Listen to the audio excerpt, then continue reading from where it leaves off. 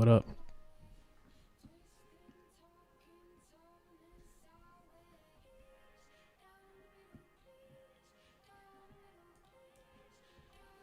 Invu, what's going on? Sunken City, welcome to the stream, both of you.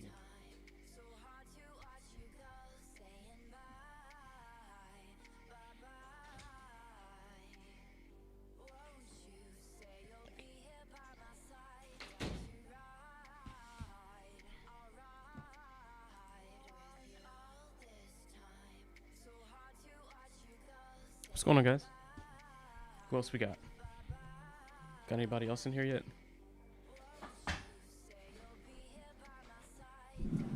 Mike good? Hey, Madison, what's up? Gorilla Diamond Hands in the house, dragging my knuckles on the ground, not losing one coin and selling. What the heck, man? Hey, Madison, what's up? Stankus, what's going on, bro? I'm dead.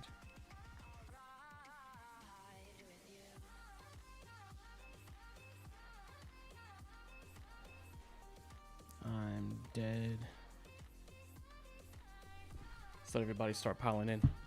I'm trying my actual camera as a webcam. I don't know if you can tell it looks different, but I don't know how I feel about it. Oh, I forgot to, whoa.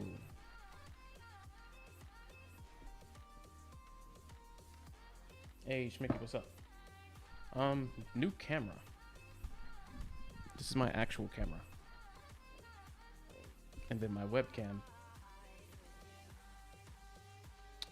is still on. I don't know. This one's too clear. You can see all my flaws. I'm gonna go back to the normal one. Yeah, let's just do this. Oh wait, you can't see the other. Hang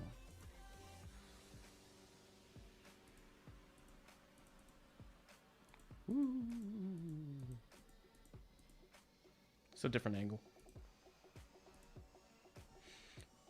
We'll go with the OG. Sexy Mariano, dude, you're crazy. Welcome back to Sideways Trading. Exactly, man. Hopefully we get some action tonight. At the very least, we can start thinking about some things here. Chad, what's up? Welcome back, bro. Got all the crew here already. But no, same light, different camera. This webcam? I think it is. The other one was an awkward angle. And I'd have to move my monitor if I want it to fit in the other spot. So this angle, when I'm looking at my screen, looking at the chart, is straight on versus brighter looks more professional, broski. Mixed reviews. Dang. If I can figure out how to get a better angle, I'd have to move this camera over to the left, like over here. If I can figure that out, maybe I'll roll with it. Change cam. We'll roll with this one for now. Wait, sorry. Excuse my face. All right, I just got to see something.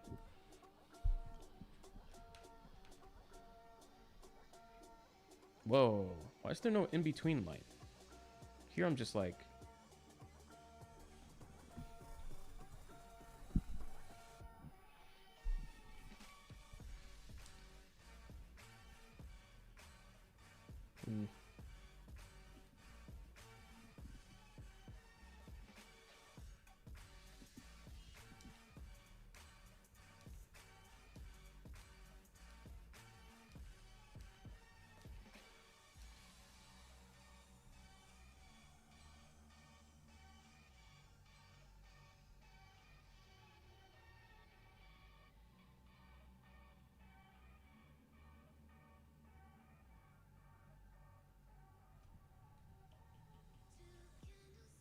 super blue.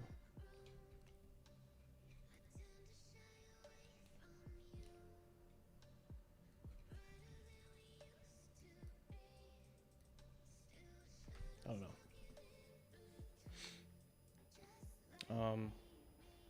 You've been watching... Should I flip back and forth between these two views? Does this make it more immersive? Hey, what's going on, Advantage? Welcome to the stream, man. Hey, Sudeep, what's up? Got a lot of people in here already. That's what I like. Huge stump right now. Yeah, we got here just in time. Actually seeing some movement. It's perfect.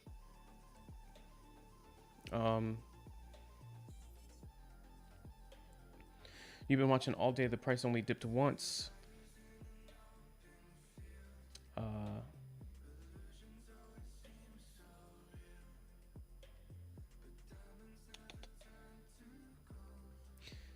Shot up and then returned back to the same price. It's been on the past. Yeah.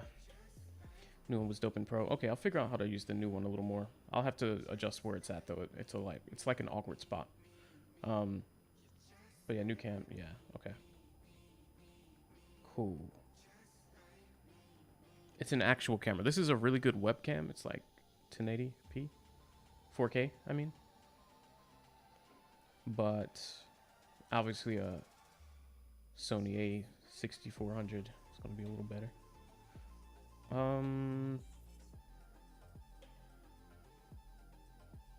Make sure to like the stream, boys. Yes, absolutely. All good, bro. How you doing? I am doing okay. I just got the COVID first shot and had a bit of a reaction. Let's just say that. Advantage. Let's like and share the video up, people. Yes, please like and share this video up.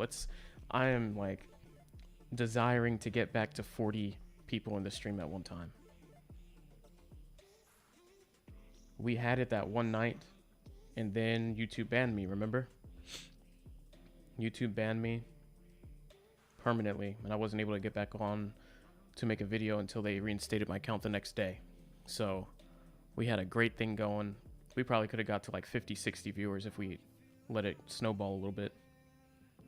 Share your friends, share with your friends. Yes, share with your friends. Anybody you know that's interested in cryptocurrency, stock market trading, anything that has to do with trading or crypto. Yeah, share it with them. I don't want to bring like people in that don't care, but if you know anybody that will find some value from these videos, learning how to trade, and it's something that they're into, bring them and all of the questions they may have. Let's all learn. YouTube didn't like that many people watching you. Yeah, it felt a little personal. Twice in a week when I'm a new streamer, that felt a little personal. There's something they didn't like. Did you make any buys or sells today? I did. Let me get back to that. Which one did I take, by the way? I got the Pfizer vaccine. Okay, I got the first shot of the Pfizer vaccine. And I did pass out.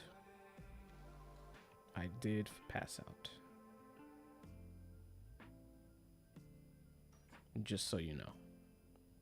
Not from the needle. I'm not afraid of needles. It was like 3 minutes after I did pass out. So.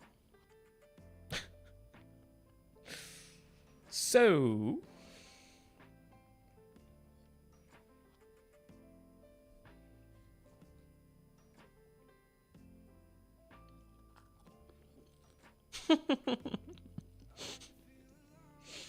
Nice, yeah. Hey, Schmicky, what's up?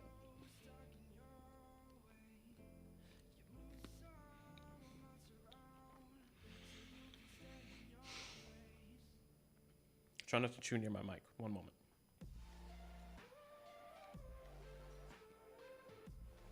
So let me chew this pizza bite. I don't know why I ate this. Mistakes were made.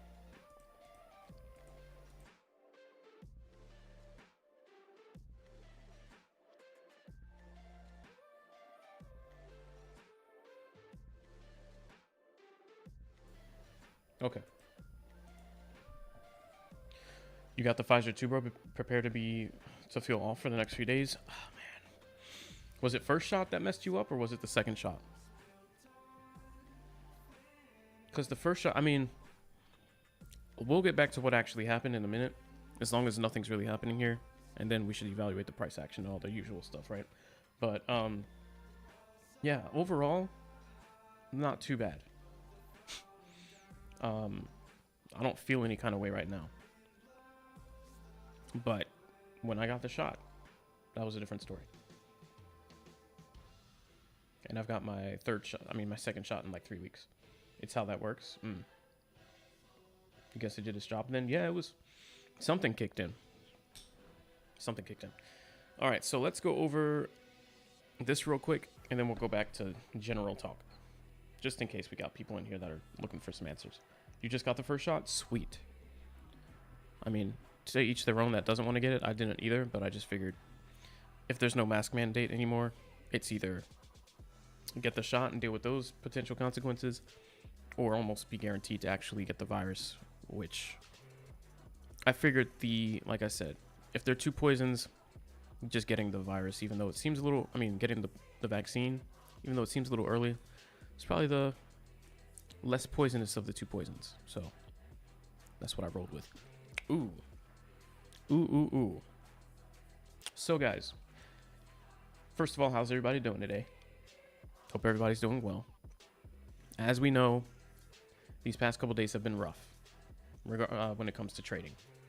We have been pretty sideways for days at a time. We'll get a little bit of action for maybe an hour, 2 hours tops. And then it's like 24 hours of just literally trading sideways, bouncing between like 1 cent difference. You'll know it's kicking in when you start craving sweet and sour. Okay. Noted. We good? Okay, cool.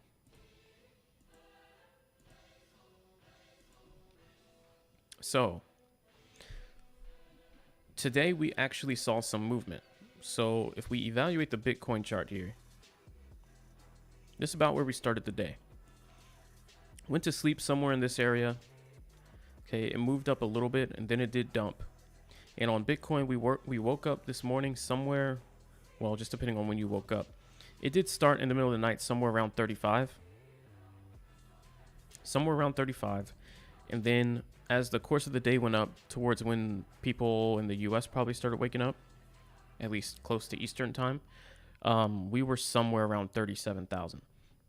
Now, we already know when we talk about Bitcoin, and keep in mind, for anybody that's new in this stream, okay, because I don't know who's new. We do have 9 people. There might be 1 or 2 new people in here that haven't heard this before. But Dogecoin is following Bitcoin's price action.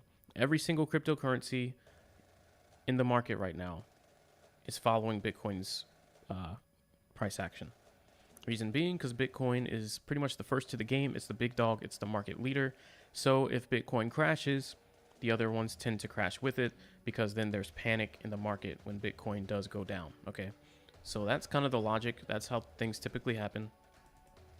Yeah, let me zoom on the charts, the actual charts, and let's actually just look at Bitcoin for the moment, for the sake of demo. Okay, so this is pretty much where we started again, now that we're zoomed in a little. And thank you all for the likes as well. This is where we started. This is about where we woke up. And then through the course of the day, we got some spikes. Now, a few things to note. If you move the time frame up just a little bit so that you're really getting a decent average with the moving average number, we didn't really claim above the moving average number until right around 38,000. Now, we already know from being here and talking about this for the last days, Bitcoin has a few key levels.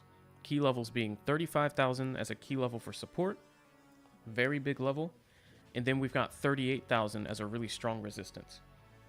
So anytime Bitcoin's weak and ranging at this point, it's usually bouncing between 35,000 and 38,000. Now, when you keep in mind what we just said, and that's that Dogecoin and all other cryptocurrencies tend to follow Bitcoin's price action, that automatically can give you an indicator of what price movement you should expect on Dogecoin side. So just depending on where Doge is, for example, if 34,000 or 35,000 on Bitcoin has Dogecoin sitting at 33 cents, then you can kind of guess, just by doing some quick math, that Dogecoin will probably go up to about 36 cents when Bitcoin's closer to 38,000. All right. And that will tell you that Bitcoin will bounce between 35 and 38. Dogecoin will bounce between 33 and 36. So then you can have your expectations set and not get caught off guard when you see Dogecoin hit like a high number and think that it's time to run to the moon, because you know it's just part of the normal fluctuation that we're going through right now. To anybody new on this stream, the people that are already here, people in the Discord group, we talk about this all the time. Now, looking at the actual price action though, we did get a point in the day, somewhere around 6 a.m., where we broke through, around 7 a.m. actually, we broke through resistance at 38,000, which is also where the 200 EMA was. We broke through that, got up to almost 39,000, but not quite, okay? And this is why you really want to be careful when you're looking for a buy opportunity, because you could have gotten excited after sitting for so long and waiting for an opportunity. You could have gotten excited saying, oh, look, we broke above previous resistance. Now it looks like we're holding. I'm going to place a buy, and walked away from your computer. Now, if you did that, you would have ended up getting faked out a little bit, because we are not quite holding that level very well. And you may have bought in thinking, okay, this is our signal that we're going up to the moon. But as you can see here, that's not the case. All right. So just to further evaluate what happened, we did hold for a couple hours above the 38, but we never really made any movement beyond there. We kind of got stopped at about 38.9, right about here. And that's actually exactly 38.9. So that's where we just kept bouncing off of really hard and just trading in this really small range. It never broke out of it. Okay. And the next thing you know, big sign of weakness here. We end up dumping, crossing back below the 38,000 mark. Now, this here was kind of like, I don't know. This was like a bull trap, and then we had a lot of bear traps too. So people that were just waiting for a moment for the price to flip to the bullish side and make a run, they bought the breakout here, and they're like, all right, to the moon. And then it didn't hold. It broke under, and people are like, oh crap, okay, we're going to dump all the way back down. Let's sell or let's short. But it didn't even go anywhere. Slingshot back up above it, traded there for a moment, then went back under, traded there, back up.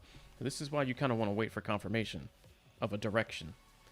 Because if you keep trying to trade this, you keep getting faked out like that, that's how you lose money really fast. That's how beginner traders blow up their accounts.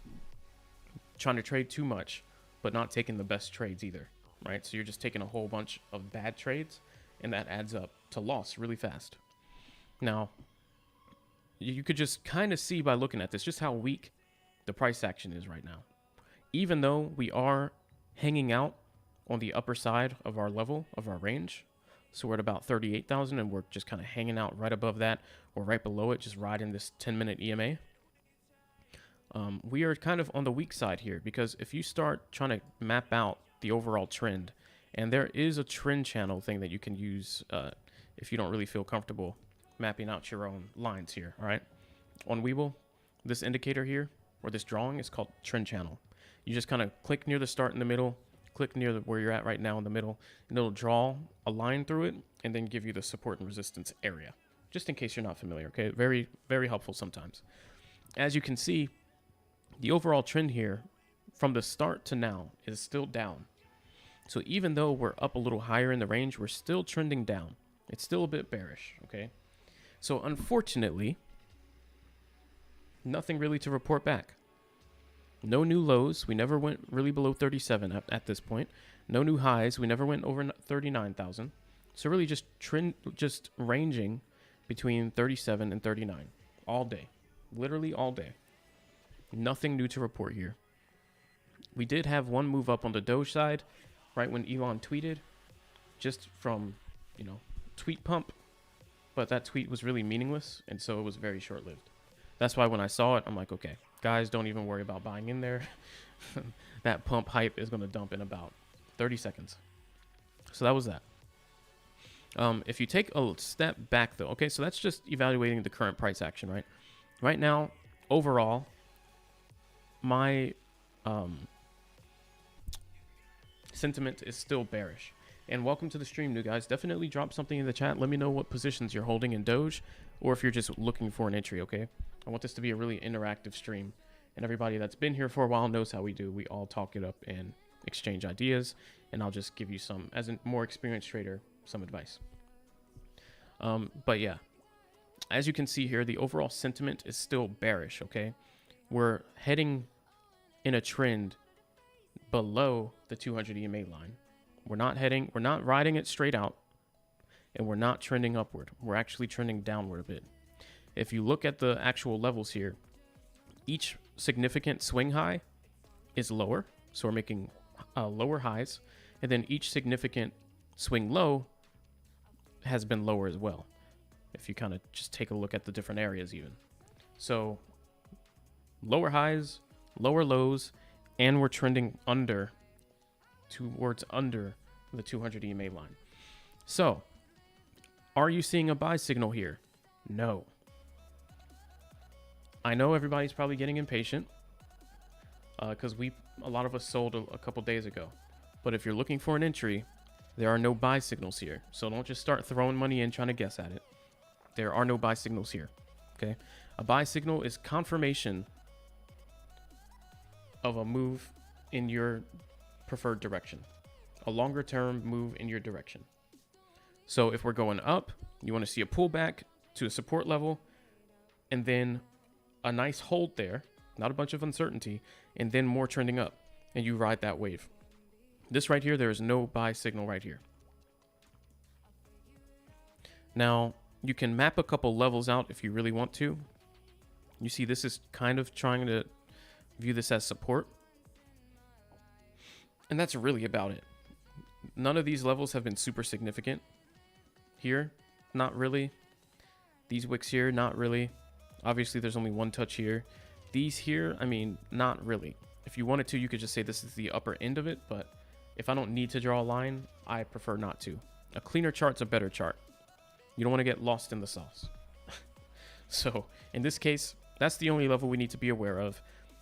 If we fall below that at some point, things get way more bearish because we should really be holding that lower support line there. LH, what's going on, bro? Welcome to the stream. But you do see here that we did fall out of the bottom here. And then we got rejected back up. Bull trap, by the way, because that momentum did not carry through. And we're still trading right under 38,000. This is not where you want to buy because you're technically near two resistances. The 200 EMA and the 38,000 price level resistance. So no buys here. This is just us waiting. And that means no buys for Doge because obviously that's what we're talking about. Since the price action follows Bitcoin, you buy on Bitcoin's buy signals. Because if Bitcoin's going to run, that means Doge is going to run. But you can't really go off of Doge's signals because Doge is following the leader. It doesn't matter on the Doge side. All right, let me catch up on comments, guys. New people, welcome to the stream. Glad to have you. Please feel free to interact. And just let me know in the chat what your position is in Doge right now. Like, where'd you buy in? Where are you holding from? And what's your plan? Let's have a fun, chill stream here. Comments. Ooh, new people. Welcome.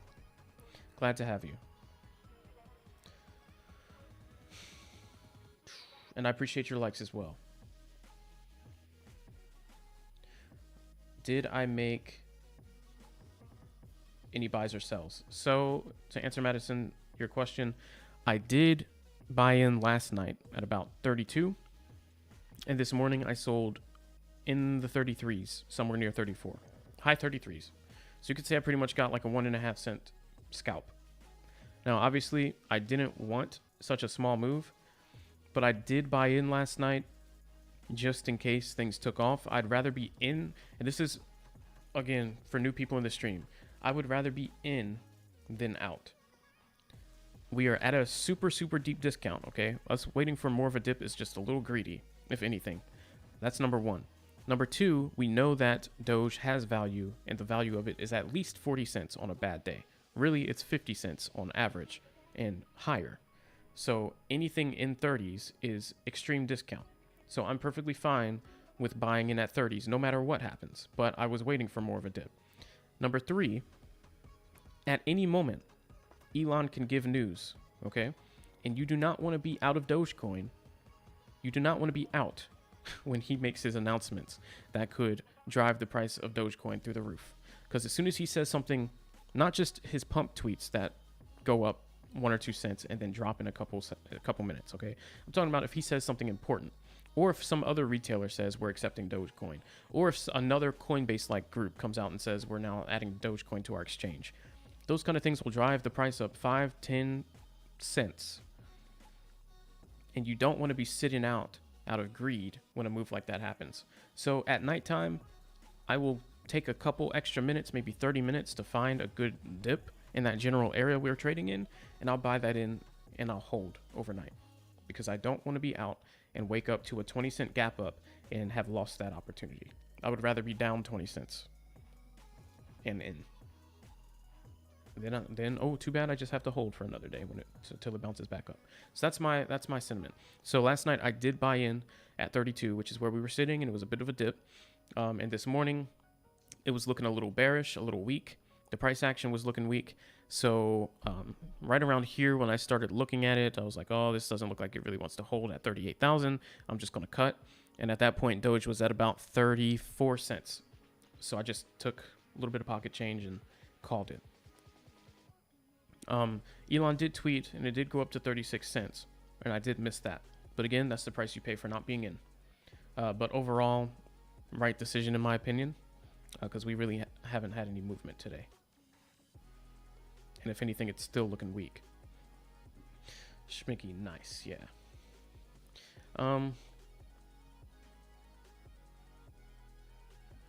Let's see. Let me catch up on some more comments here. Advantage, bought at 33, sold at 34, looking weak. Nice, pretty much same here. Hopefully my zoom in charts, Madison, is a little better. Just let me know. Dogecoin is so healthy. Yes, it's very healthy. Looking like a good dip in about half an hour. Yeah, if it doesn't hold this yellow line I just made here, we should see a nice dip. Look what it's done in 4 months.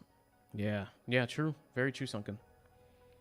Dogecoin has proved itself in the last 4 months. In the last 3 weeks, Dogecoin has become a different animal, just to keep it in perspective. That's why you haven't bought in at all the past 3 days. Yeah, I feel you there. I've been doing one speculative buy-in pretty much per day, just to test the waters, and each time it hasn't really worked out. So I'm even more so sitting on my hands now. Just got to wait till Doge is ready to do its Doge, to do the Doge thing. You've made one trade all week, not fun? It's definitely not. But hopefully next week, this coming week here or the week after, will be a different ball game, just like it was 2 weeks ago. The crypto space, things change so quickly that you can never really predict what's next. And that's what's kind of fun about it. Even the volatility, like think about the volatility a week and a half ago. We could have been trading this literally all day. And then right now it's not tradable. Then next week might be back to trade it all day. We'll see. All it takes is a little spark. And for Elon not to screw over Bitcoin even more. Happy Saturday Night Live with Mario. Nice, I like that. Sunken City, 6 cents. Wow. I don't know what you mean by that, but hopefully it doesn't go back down there. Brian, what's going on, man? Possible reversal, hopefully to the downside. Schmicky, can I explain margin trading at some point? Yes, I can. I'm not much of a margin user, so I'm sure some others might be able to explain it a little better, but I can definitely do that. Sunken City, Amazon, Jeff Bezos. What the heck? And welcome to the stream, everybody new in the stream. Glad to have you. Free content, just evaluating the charts. We're looking at Bitcoin, guys, just in case you're confused, because Dogecoin is following Bitcoin's price action, okay? So instead of looking at the follower, we're looking at the leader. And that way we can predict what's going to happen next. Just taking the big brain approach. If you've been staring at Dogecoin charts all day and being really confused, hopefully if you didn't know, now you know. Just look at the Bitcoin chart and all your questions will be answered. Brian, about to press enter. You're welcome. Sunken City. Okay. Oh, wait a minute. Do you mean to the downside? Brian, what kind of reversal are you talking about? Sunken, hoping. Hey, Brian, if y'all are about to do your thing and this thing's about to jump, give me the sign.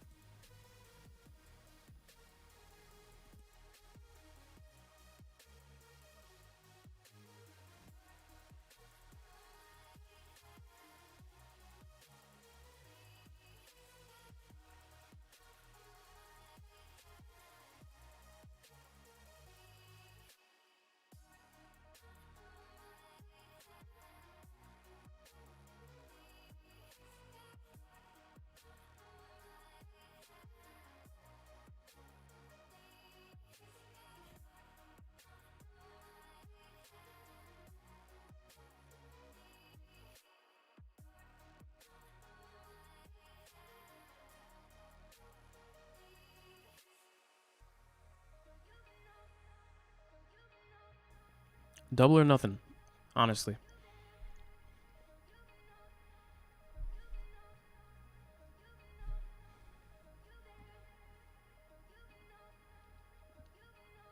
Double or nothing.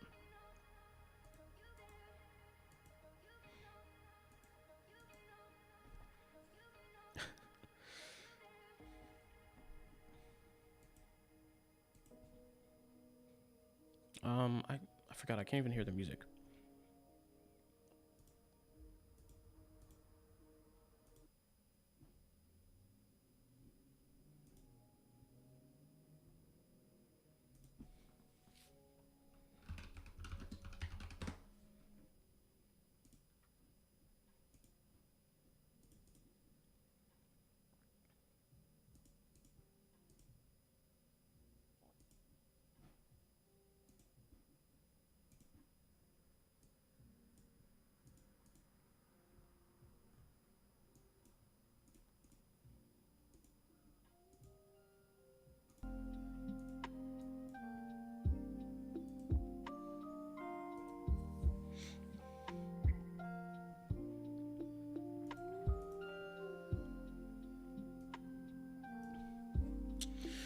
Okay.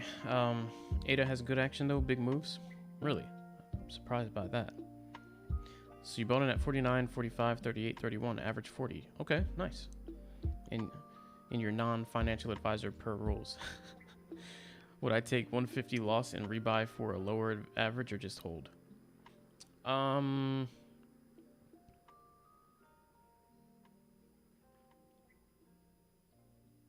Well, at this particular moment, I would not sell because we're near support, right? So when you're at support, there's the highest possible chance that the price is going to go back up. At this moment, it's like 70% chance it goes up, 30% chance it does not hold this level. Now, it does look weak, but that's besides the point. So at this moment, I would say hold. If this does hold and starts trending back up, I would sell at the top of that, somewhere either here or here would be even better. On the Doge side, whatever that equals on Doge, that's where I would cut. And then, yeah, I might look for a buy in a couple cents less or in 20s if things start getting bad. But like I said, always sell on a swing high, not a swing low in price action here. So right now, I would not recommend selling at this moment. But if we can go up like another cent or two on Doge, and you can catch the swing up, I would probably cut there, lower your average, hopefully catching a dip as well so that there's more profit. And then ride that up.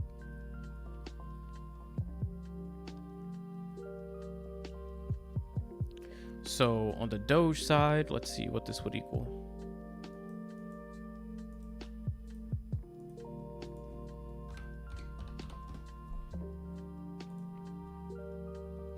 Somewhere like, if you can get a sell off at 30, anywhere from 35 to like 36, I wouldn't feel so bad about the sell.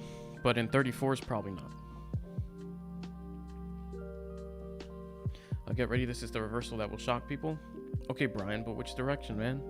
You say the reversal, we're in the middle of nowhere.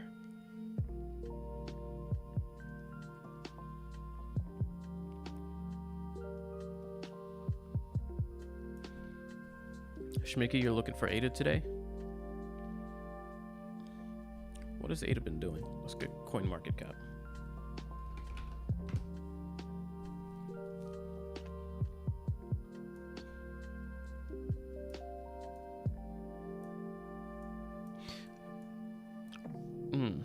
Why is it down so far though? Like in comparison, Doge is pretty much where it started this morning, but why is it down 4%? Bitcoin's actually a little up. Ethereum's also down. Binance Coin's pretty down. XRP's down. It's a good sign for Doge. Doge is actually the least, almost the least down 7-day. It's pretty much tied with ADA. And then, yeah. And yeah.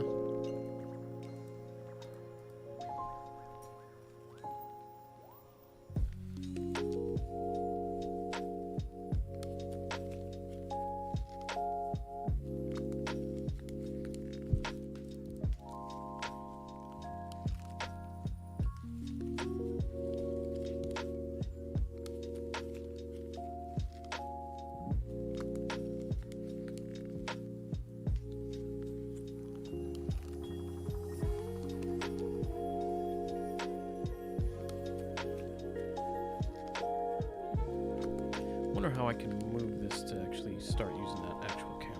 Let me try something. Meanwhile, let's just take a look and see if this is going to fail. And then I'll get to some of the questions you guys asked a little bit earlier.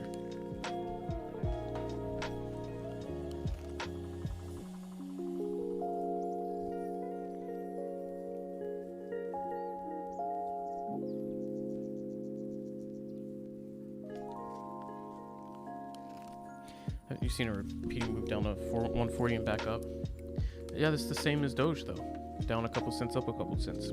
If you scale the move from 33 to 36 on Doge, up to $1.40, it's pretty much the same move.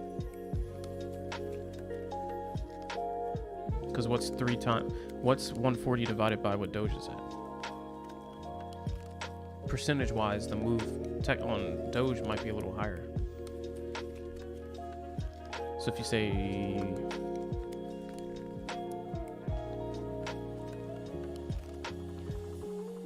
4x Doge would get you to about $1.20, so we'll just say 4. And the move on Doge has been anywhere from 1 to 3 cents. So if you 4x that move to get it up to Cardano's price action, that's anywhere from 4 to 12 cents. Really, it's more than that because I was conservative with that math. Technically, it's more like 5 to 15 cents. So the 3-cent move on Doge is equivalent to 15 cents on Cardano ADA. So not surprised. You're taking bets. Will your buying power with Webull be fully cleared, or will Doge hit $1 first? I'm going to say your buying power will be cleared if I'm actually trying to make the money. But it does take forever, so Webull takes their sweet old time. Oh, my arm is sore from the vaccine. It's getting more sore. It wasn't that sore until now.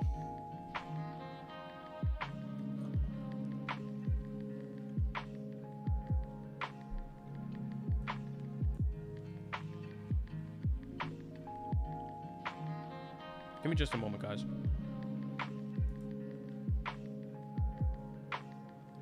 I'm gonna mess with this camera real quick.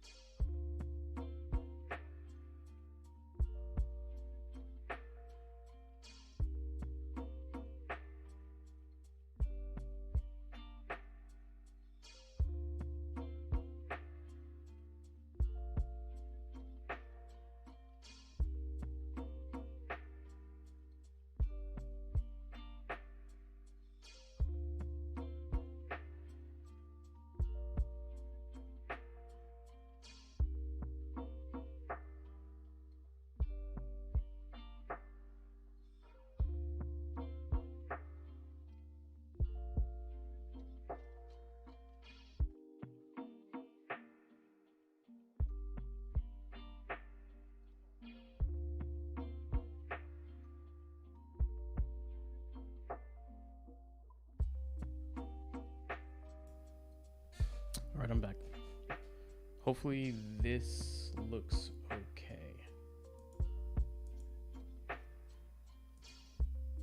Let me know. Is that good?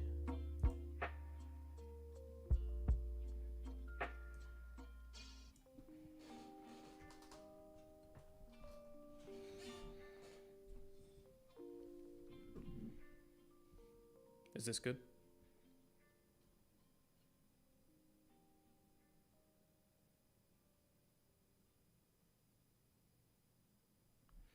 Let's see. Ooh. A little bit of failure, and then it's struggling to come back up above that line. Pretty bad sign there, but we'll see what happens. If this does recover, I'm gonna move this down a little bit. Comments. I missed a couple comments.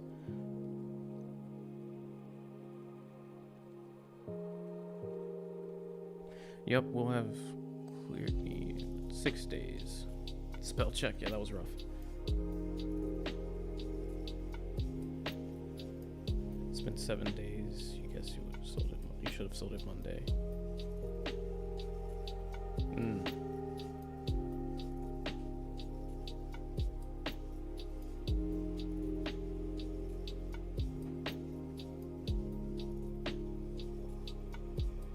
Glad I could help.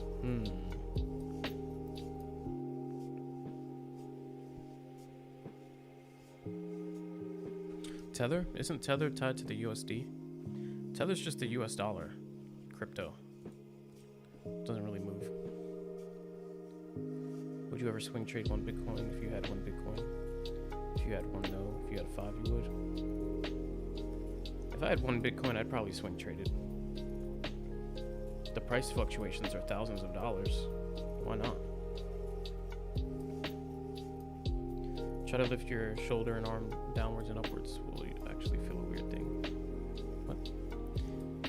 Nah, you just have the 1 and you can only trade the full Bitcoin. Wouldn't. Gamble. I mean, it's definitely risky. You should really never all in everything you have, but if it was me, that's a different story. Yes. Lost your 30,000 profit, Mickey. Bro. What happened? How'd you lose 30K?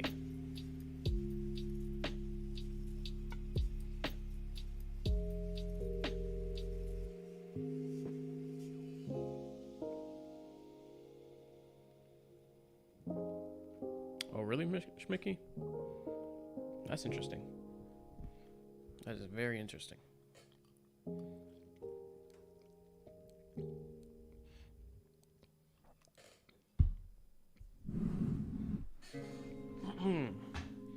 Well,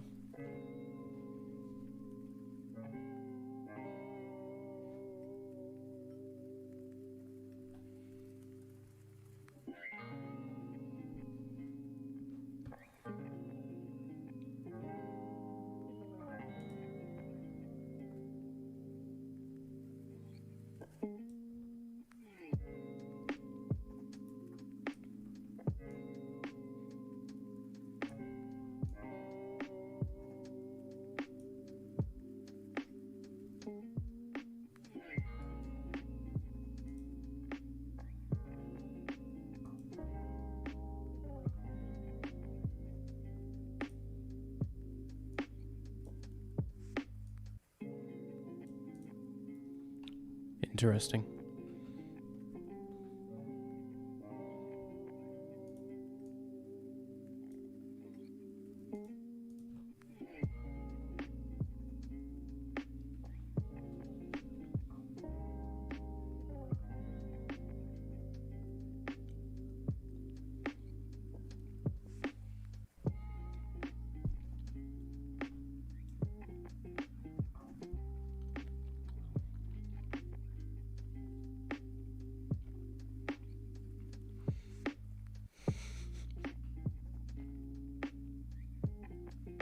All cryptos are dying? Yeah, you could say that.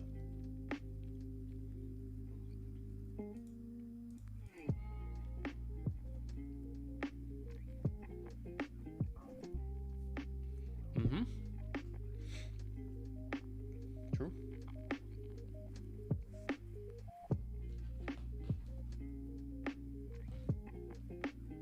Anybody here ever mined any coins? No, I haven't mined any coins yet. I have not yet. Stablecoins are pretty much garbage, as they are against the entire purpose of crypto space, in your opinion. Why is that, Schmicky? Just curious.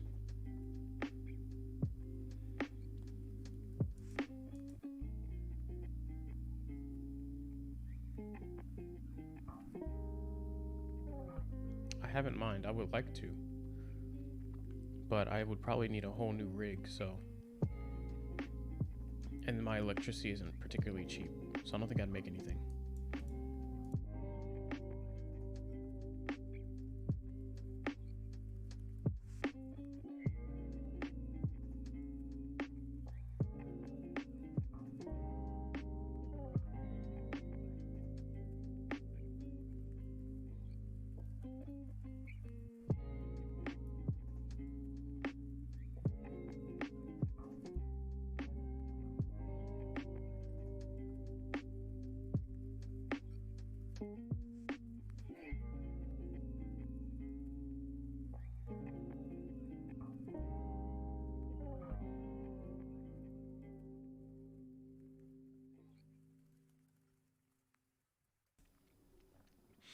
Do I think prices will go up by Tuesday?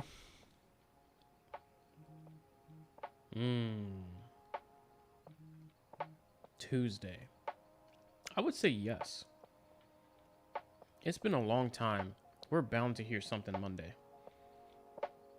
In my head, I can't really see I can't see Bitcoin continuing to do this under 38,000 for another 3 days. So if you're asking me, I eat, yes. But we'll just have to wait and see.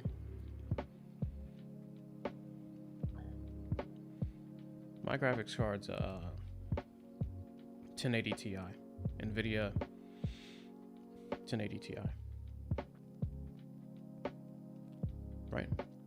Yeah. Before that I had a 970, but I upgraded it. Because they're tied to fiat currency in most cases, inflationary assets that are easily manipulated. Oh. Yeah, true. So they're basically... Well, there's a lot of different... Yeah, there's different... I guess you could say stable coins now that are not decentralized, which I find to be really interesting. There's different cryptocurrencies that are centralized or partially. Really weird.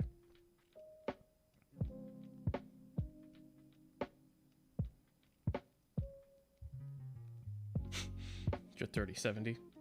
Did you actually profit off that when you factor in electricity?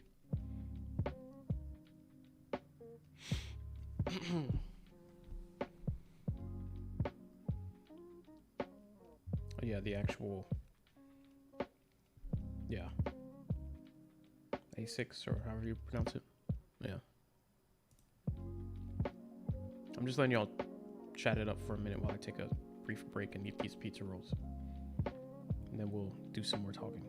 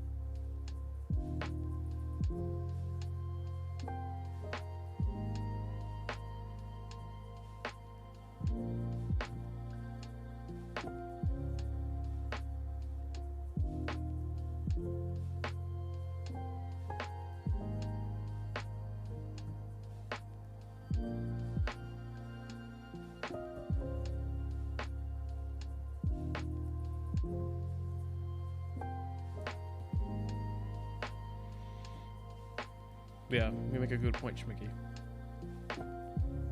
Any kind of centralization involvement by some middleman kind of defeats the purpose.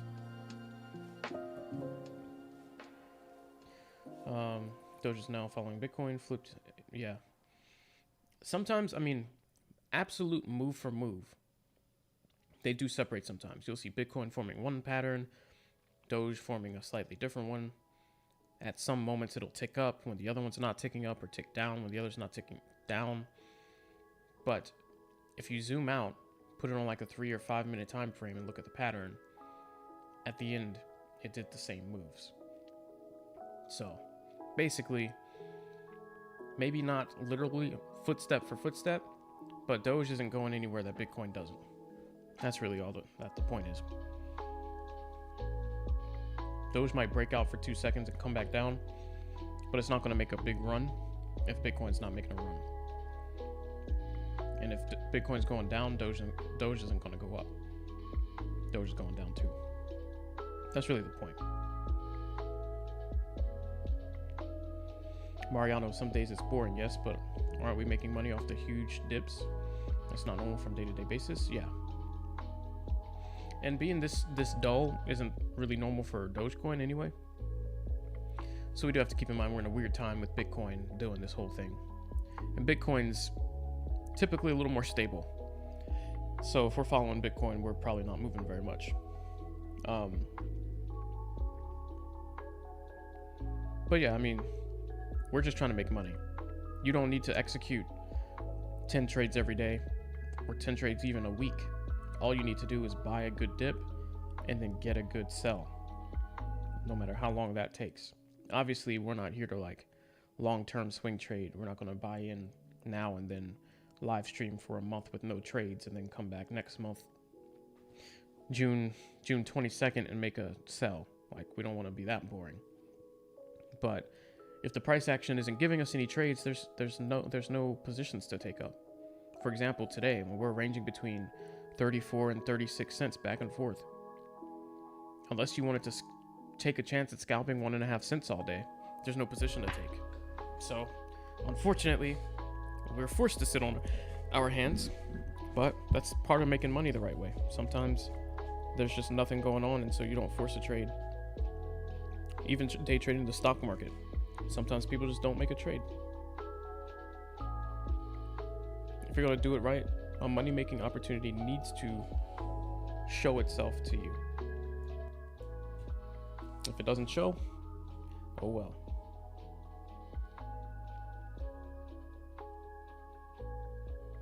Ethereum might be almost as cheap as it's going to be for a while. I agree. Ethereum's a nice buy. If anyone's got that kind of extra money, it's a nice buy. Low 2000s, I didn't think it would come back to that, but Bitcoin made it possible. So that's all I'm saying.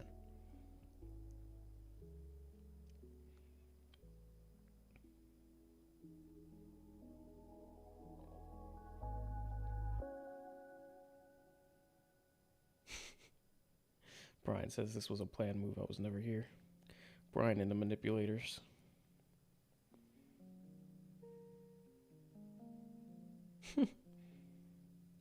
Must have some big pockets to manipulate Bitcoin. Yeah, those are pretty...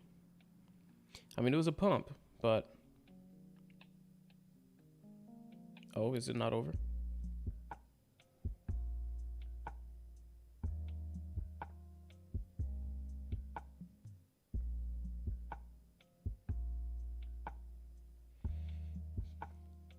$100K by the end of the year. Yeah, I'm hearing projections on the low side that Bitcoin will be 100K. I've heard 200, I've heard 300, and someone popular in the financial world said 500. It isn't. I don't think any of those are impossible. I think as a whole, we just kind of can't doubt Bitcoin. 500 seems like a bit of a reach, but the other ones, especially 100K, seems very, very possible. We were just at 60,000. Last year, what were we at, like 3? So, Bitcoin is a special asset.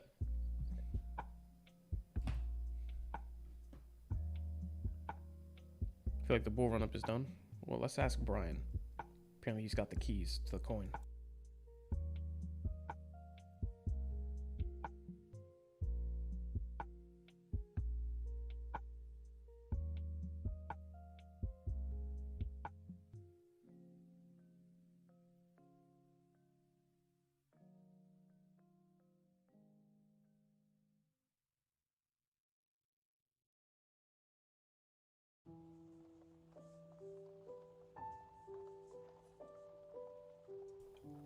Yeah, me too, Schmicky.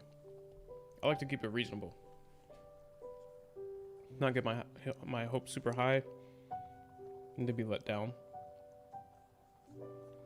Cause me to make some bad decisions. Like buying Bitcoin at 99,000 saying, well, it'll probably go 500. Then it tops out at 100K.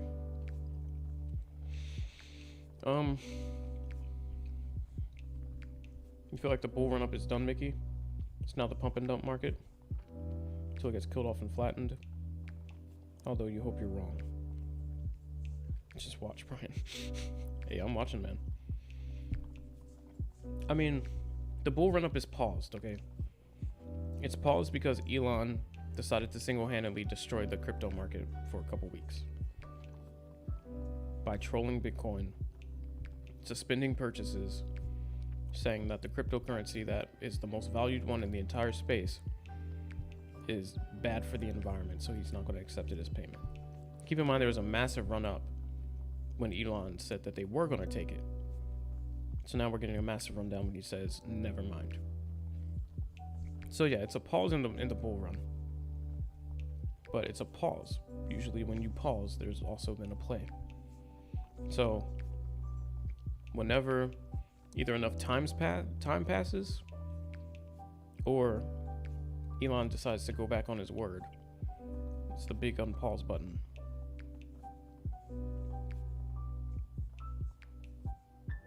No one has ever bought a Tesla with Bitcoin? Probably not.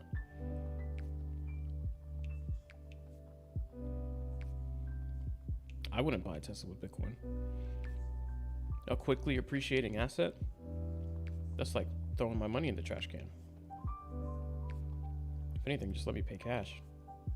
Even though I guess you could convert, but still, you know what I mean.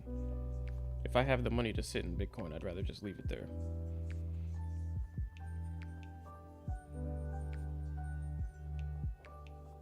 Right at the middle of it? Interesting. The US dollar toilet paper. That's funny. Coinbase 4 to 6 weeks, yeah. As we get closer to that, Dogecoin will start to move up, okay? So worst case scenario, about 4 weeks of this. It is impossible to keep Doge down forever, no matter what. There's just too much good announcements to come. And we know how Doge reacts when we get good news, no matter what's happening. We move up. Don't forget, like 3 days ago, we were in 50s, not even considering seeing a 30 dip. That was completely out of the question, all right? Times change very quick, and I think we forget. We get too caught up in the moment, forget how fast things can change. It could take 2 days and we could be in 60s, and forget that we were just in 30s. Just keep in mind, just keep looking forward. Hey, Brian, what y'all doing over there? What's this run up?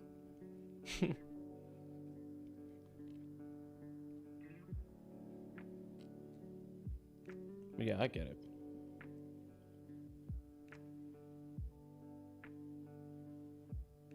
Capital gains and use my appreciating asset on a depreciating asset. Yeah, it doesn't make sense to me.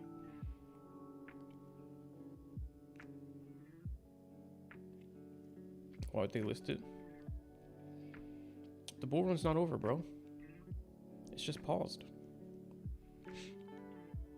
Elon paused it, man. It's not like Bitcoin just dumped for no reason.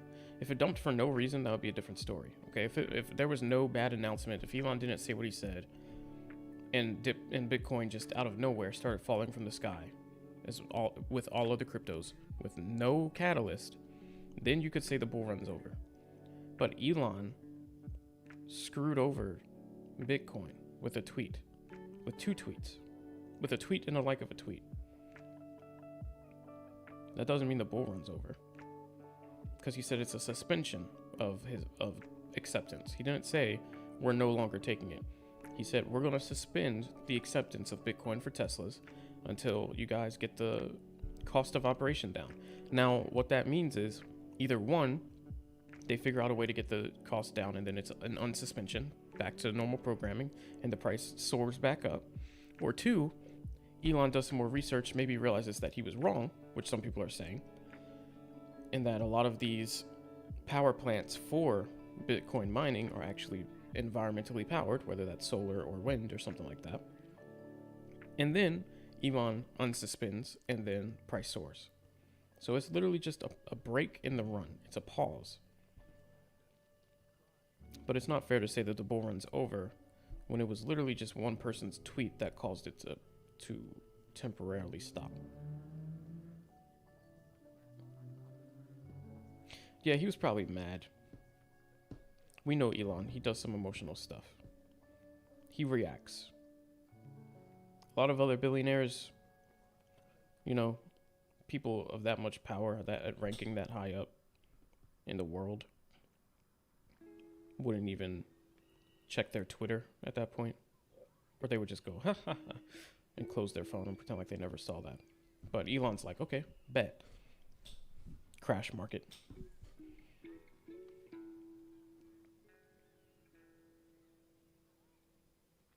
If you had a bunch of Bitcoin from 2010s, you should buy a Tesla as it cost you $10. Well, if you bought the other Bitcoin 10 years ago, you don't pay capital gains up to 40K.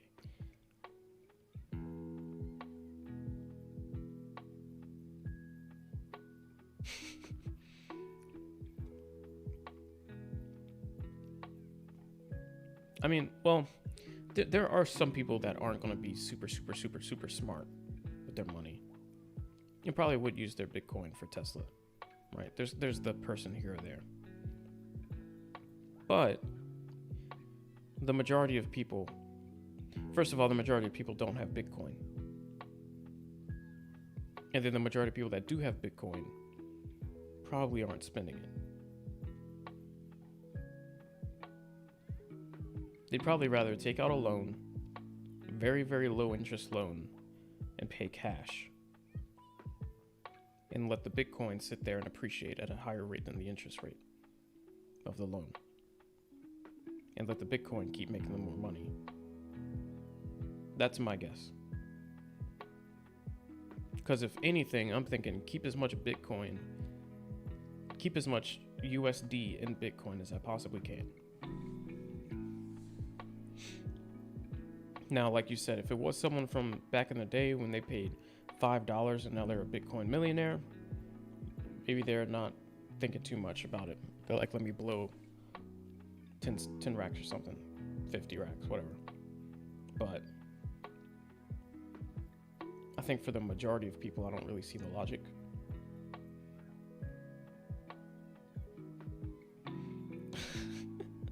Skydive. Oh, you're gonna buy in so it dips for us? Oh, you're too kind. I did that a couple days ago. It actually worked. Dumped right on down. Hope y'all got that 31 dip when I did it. Buy now. What kind of buy signal are you getting? 7? Buy now at 37,500? You must know something I don't.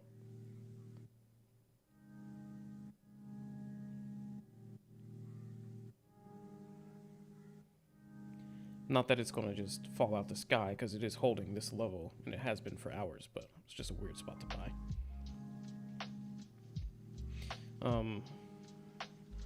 You think all of us who are in Doge right now will be happy for getting in? Just have a feeling? I agree. Like, if you had 50,000 Bitcoin from 2010, what's one coin to me? Yeah, true. Yeah, no, you have a point. I think for the average day person, though, that's in Bitcoin with a couple coins, 10 coins, 20 coins, I don't know. Maybe not even 20 coins, 10 coins, 5 to 10 coins. Well, let's just say 1 to 10 coins. I don't know if I buy a Tesla with my Bitcoin if I have 1 to 10 coins.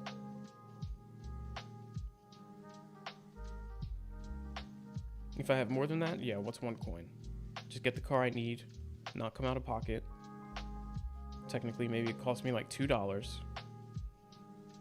I'll just expend the 1 coin. But if I have a couple Bitcoins, to me it makes sense to just get a very low interest loan and keep my capital and also keep my Bitcoins and let them keep appreciating at a much higher rate per year than the loan is taxing me.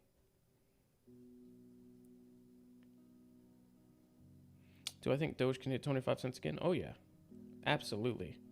I mean, we're only 8 cents off. It's not like it's impossible. In fact, we were waiting for that for the past couple days. We've just been seeing some resilience from Bitcoin as it holds at the 38 level, 35 to 38.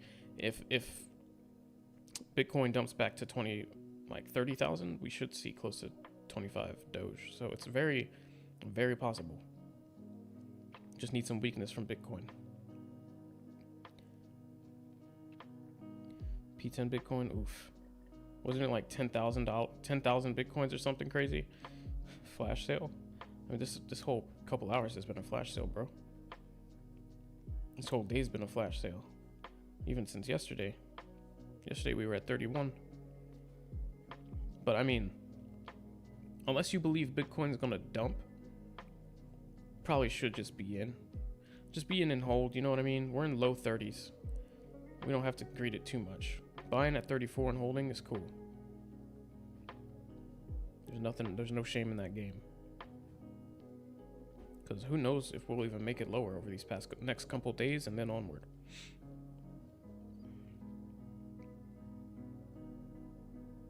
So.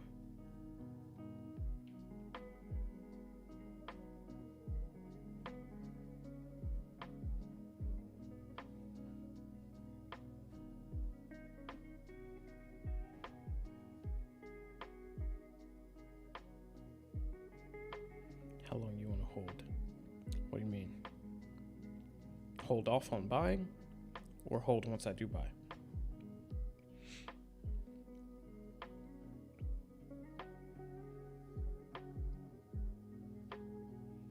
To the moon, duh.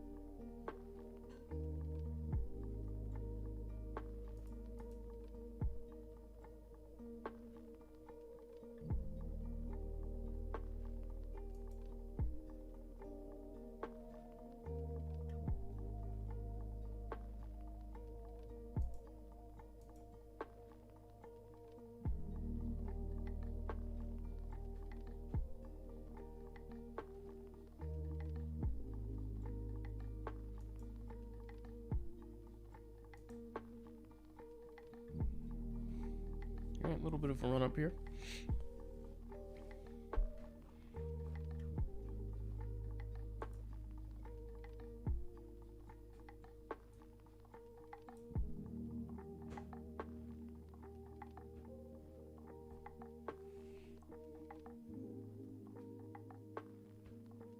Another 500 coins at this price. You buy now. Is this bearish by any chance? It's kind of neutral. I'm a little indifferent. I think if anything, it's a little more. I mean, no, it's literally just neutral, man. We're trading sideways at resistance, near resistance, but not quite, and we keep bouncing off of it. I mean, at this point, you can see we're kind of coming into a triangle here.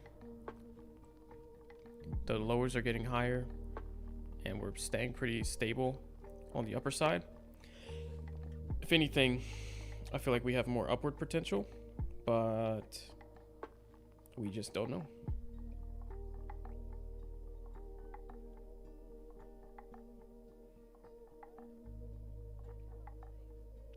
Depends on what we do with this red line here, this good old EMA. But currently, we're still on the other side, underside of it, so I still feel a little bearish. Yeah, I'm just saying, like, we're at, what, 34 cents right now? I haven't looked at Doge in a bit, but I assume right now with 37,000, we're probably about 35 cents. Doge. Really, anything under 35 is like fire sale, man. Because as soon as we bounce back and we're 40s, mid 40s, and then 50s, then like near 60, these days will be a thing in the past. And I really don't want to say like, oh man, I wish I bought 30, just because I was greeting for a mid 25 dip. So, my opinion, regardless of what happens,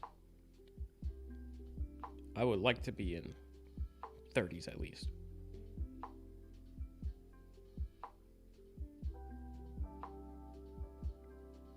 Yeah, we're 34.80, right about 35. Yeah, it's pretty good value.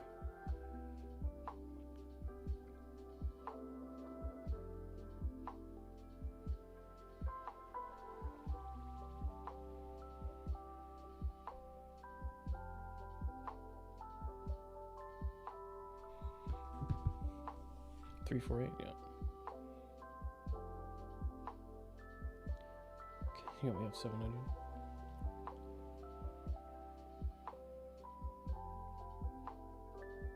That's fair, Stankist.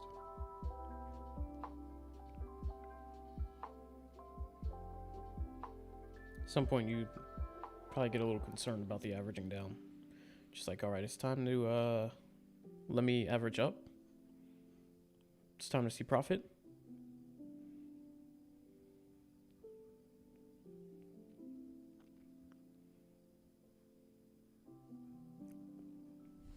We're kind of at this point where there's not much to analyze. I mean, we've already made the big move down.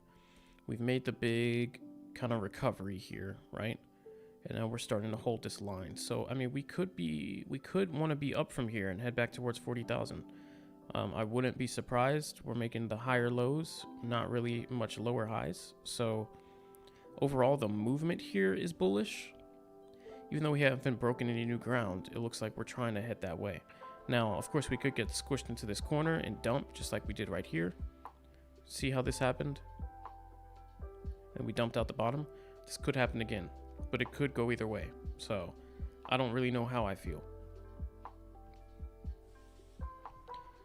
No, for the big move back to 70s, that's cool.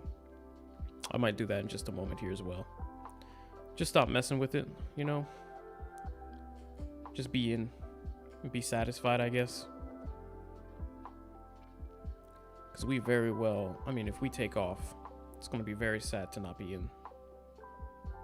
And I'm really feeling like I'd rather be in dump and be like, ah, crap, than obviously not be in and then make the move up and be like, what, we're at 50 cents now and I didn't get in at 34. And it's just been a lot of days since we've had some momentum. It's about time for Bitcoin to break 38. It's overdue.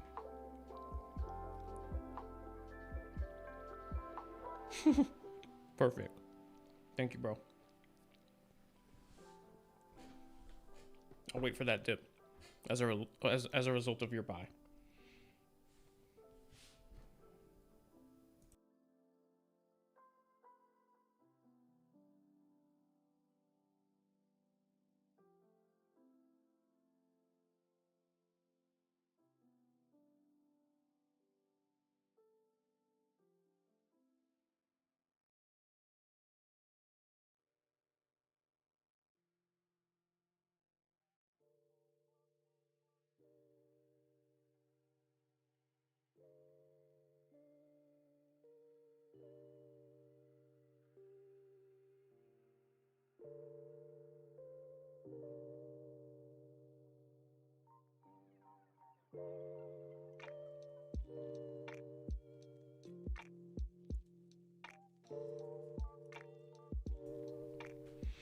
Hey, so you said You're in 3,000 at 47 cents. Okay. So you paid about 1,500 for that? Okay. Should you buy more if you can? Now or wait? Expecting more of a dip? I would start averaging down now.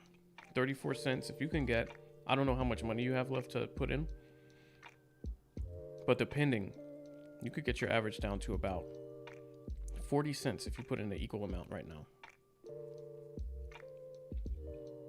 SHIB is dead? Oh yeah, absolutely. Do I think SHIB is dead? Absolutely. SHIB to me was dead on arrival. That's why I talk so much junk about it. The pump and dump of the century. YouTubers are still posting about it, trying to make it gain some traction. Is it happening? No. It might have one more pump left in it, but until SHIB has value for doing something that other cryptocurrencies don't do, and I'm not talking about being able to feed your dog treats, your crypto dog treats. I'm talking about actual value. SHIB is dead. So either one more pump or some value. Yeah, but that's what I'm saying. I would definitely buy some here to average down.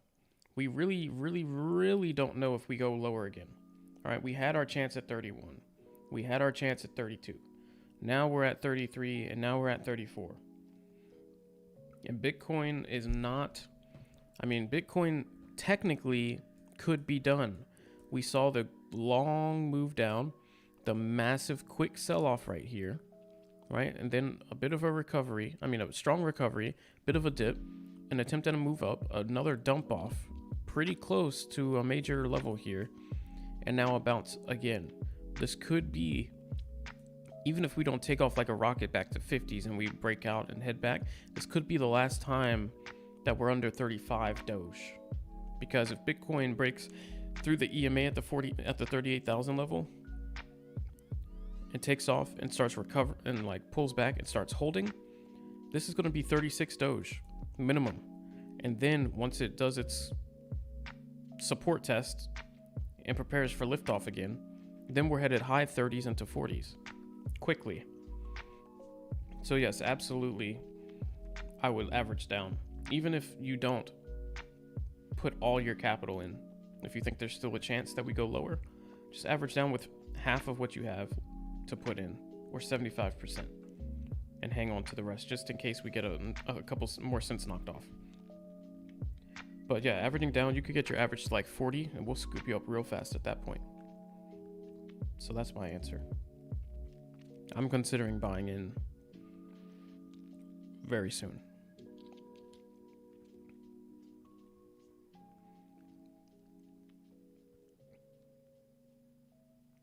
Yeah, we don't know where we're headed yet, but I am getting a little concerned.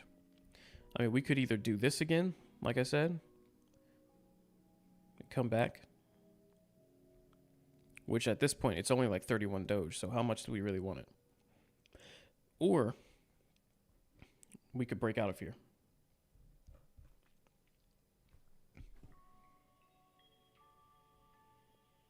Appreciate it, sir. Yeah, man.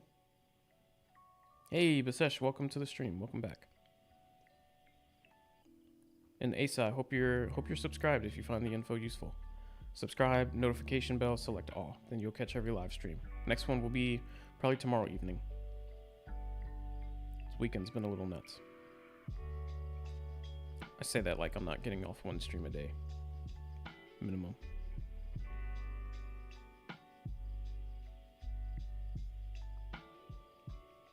But yeah, I have no faith in Shiba. I will say though, if it goes back very close to its original listing price, I'll probably buy a little bit. At that point, it's odds are in my favor, because I'm sure there'll be one more pump.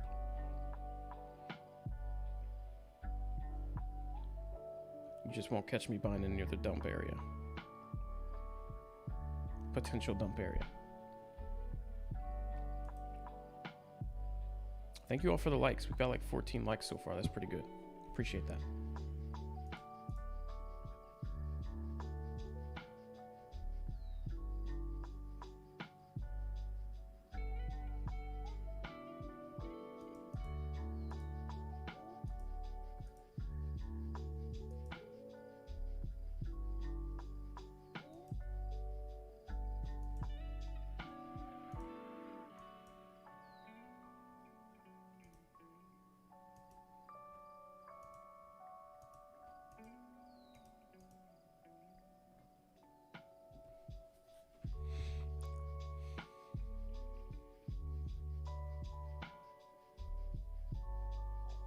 13 views. Welcome to the stream, guys. Chill stream, just hanging out. If that's what you're into, live trading, making money, and chill stream with not a bunch of unnecessary hype, realistic projections, and useful info, you found your stream. Let me know in the chat what position you have right now, where you bought in, where you plan to sell, or if you're just looking for a buy. Maybe we can help you out.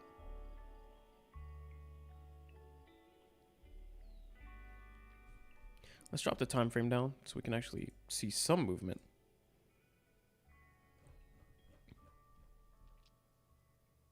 Hey, Micah, what's going on? Welcome back.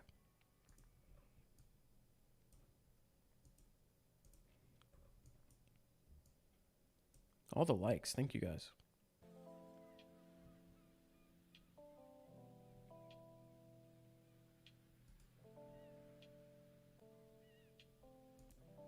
All right. Okay.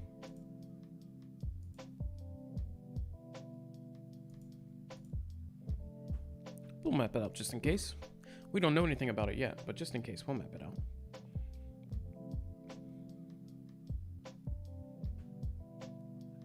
Your average is 37. That's pretty good. We're very close to 37, so that's pretty good.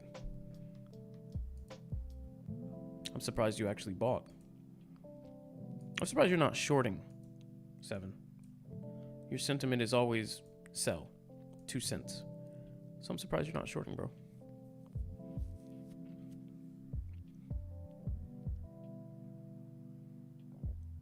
Oh, that's right. I still need to get in on this account. I forgot. I exited my trade yesterday so I could live trade on stream. Oh, my bad.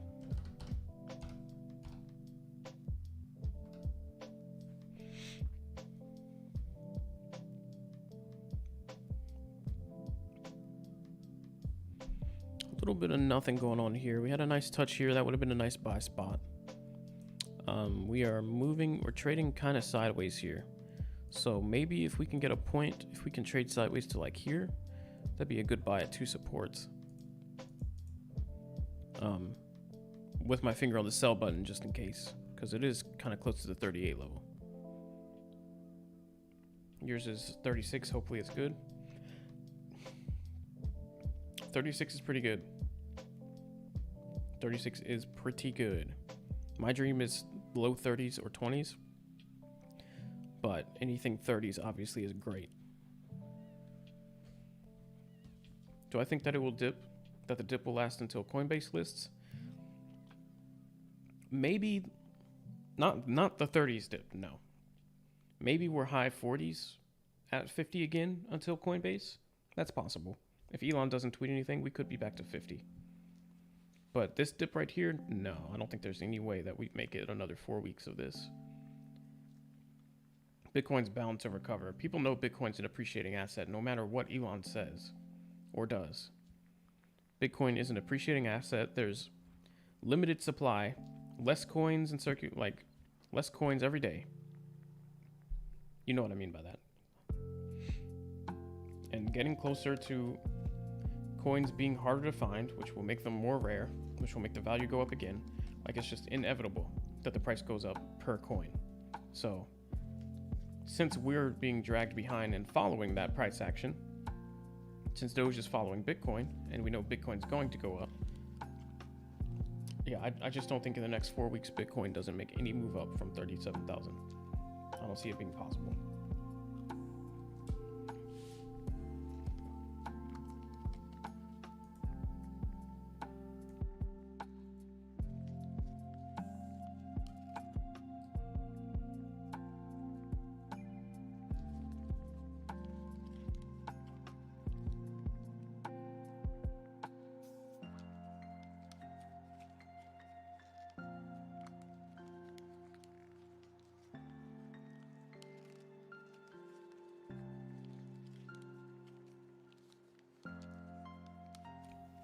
Yeah, I'm not buying at this very moment. This price is kind of bad. Like I said, never really want to buy in the middle of nowhere. Though we're at support here, we know we have another support here. I don't want to get faked out if we break through this line and start feeling like, oh, I want to sell. This doesn't look good. And all it's going to do is maybe slingshot off the other support. So I'm either going to buy somewhere here on this line, or wait for a breakout, wait for a test of support somewhere else. This particular spot though, not my favorite. Otherwise, you've bought enough Snankist. Yeah, that's fair. Might as well just wait for it to come up to you if it's not going to give you a really good deal. Buy more 7? Interesting. We're going to wait this out a couple minutes because something big could happen and it's just taking its time. Somewhere in here, right here, something could happen. So, just waiting it out.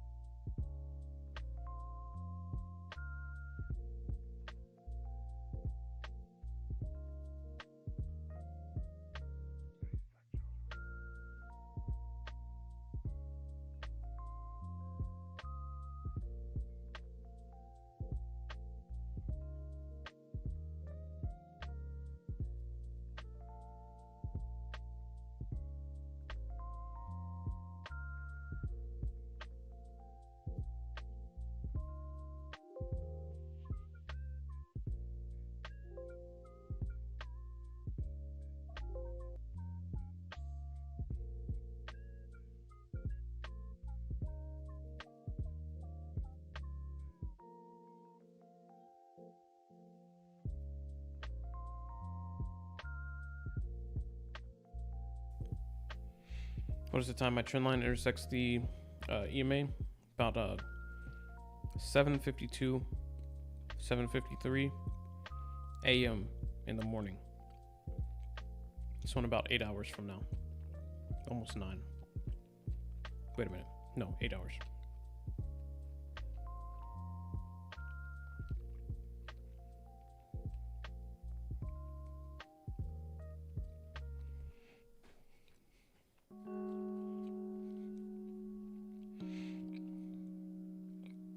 That's just one EMA though. If we look at the 3, we've got more time. Yeah, this will be midnight tomorrow, or technically today, depending on where you are. So this is 24 hours from now. The intersection on the 3-minute. Well, this trend line isn't really one that's good to follow, so we could really ignore this. Never mind. This was a very speculative trend line. I don't want to actually go by that.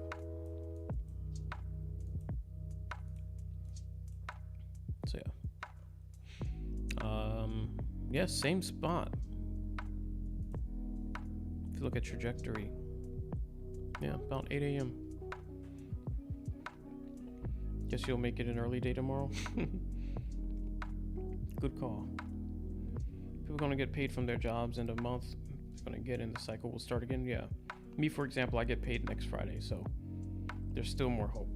I know we didn't see much movement yesterday, but next Friday, that's the other pay period for some people.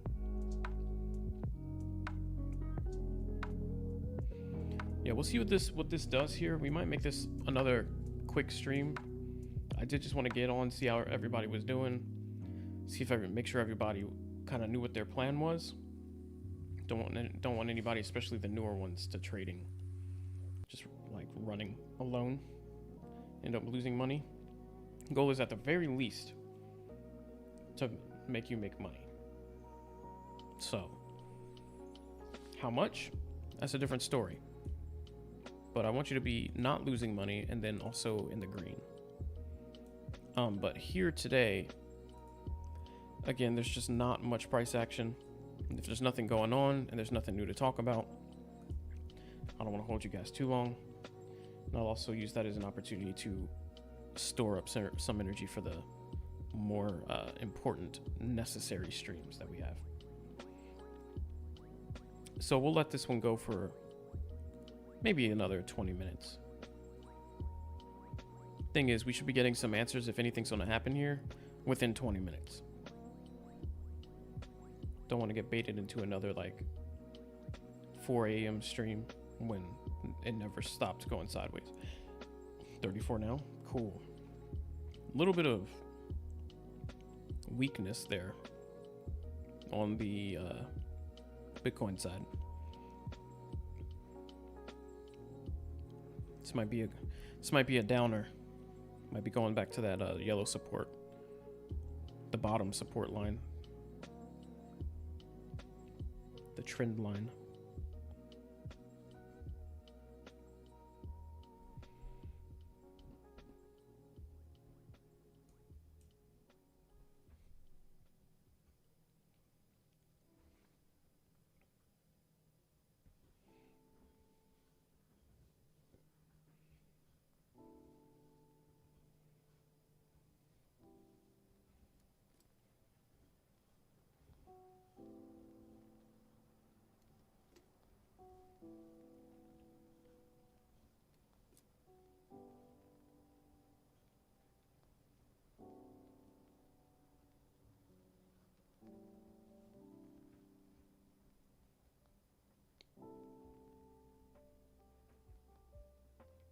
Well, well, well.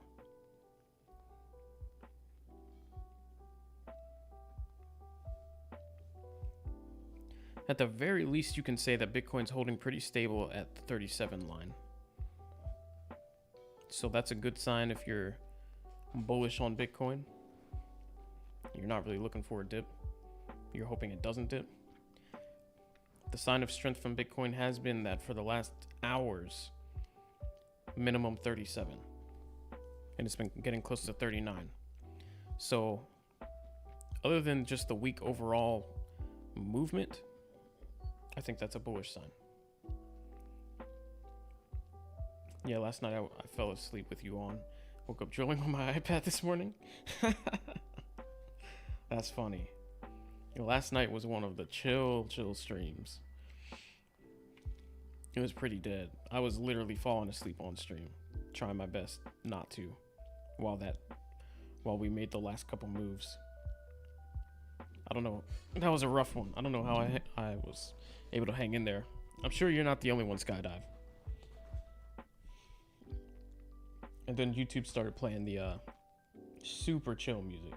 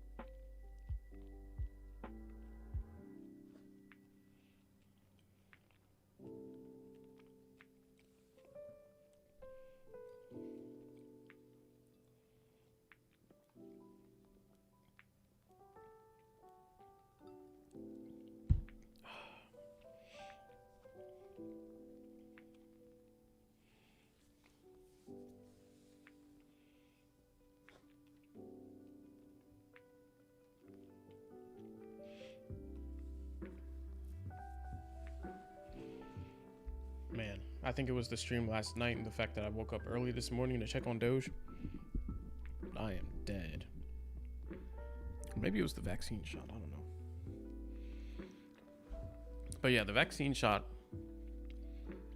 just to finish my explanation I started earlier, but stopped so we could go over the price action.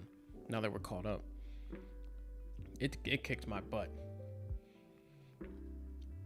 My girl went with me too. She got it. She was fine. But I got it right before her. And I got it at Walmart because that's one of the places you can get it done for free. Went there, got injected, and they ask you to sit in this little post-vaccine waiting area for 15 minutes. just to make sure you don't have any adverse side effects. So I got injected, was fine. It didn't feel super great, of course, but it was fine. Nothing abnormal, just a needle. Sat in the seat, and I'm like, okay, we'll just wait this out. Then after like 2 minutes, I started to feel like the fluid from the vaccine. Snakeist. As the 5G kicked in on my vax, I should have free Wi-Fi. Man, if they injected something in me, I'd be really impressed. More than mad, I'd just be impressed. All right, if we have that technology already, if we're comfortable microchipping people already with trackers, I mean, I'm sure we actually do have that, so maybe I shouldn't be impressed. But if they managed to pull that off and no one catch it by now, I'd be impressed. Me personally, though, it doesn't make a difference to me. I know there's a lot of people that are just like, but they might, there's something in there. Like, if y'all know where I am, I don't really care. Do I seem like the type of person that's doing anything? Now what? Hey, welcome to the stream, bro. First time I've seen your name. Fanboys of Doge will one day drive Lambo. They go Rambo because FOMO makes Elon their chief commando.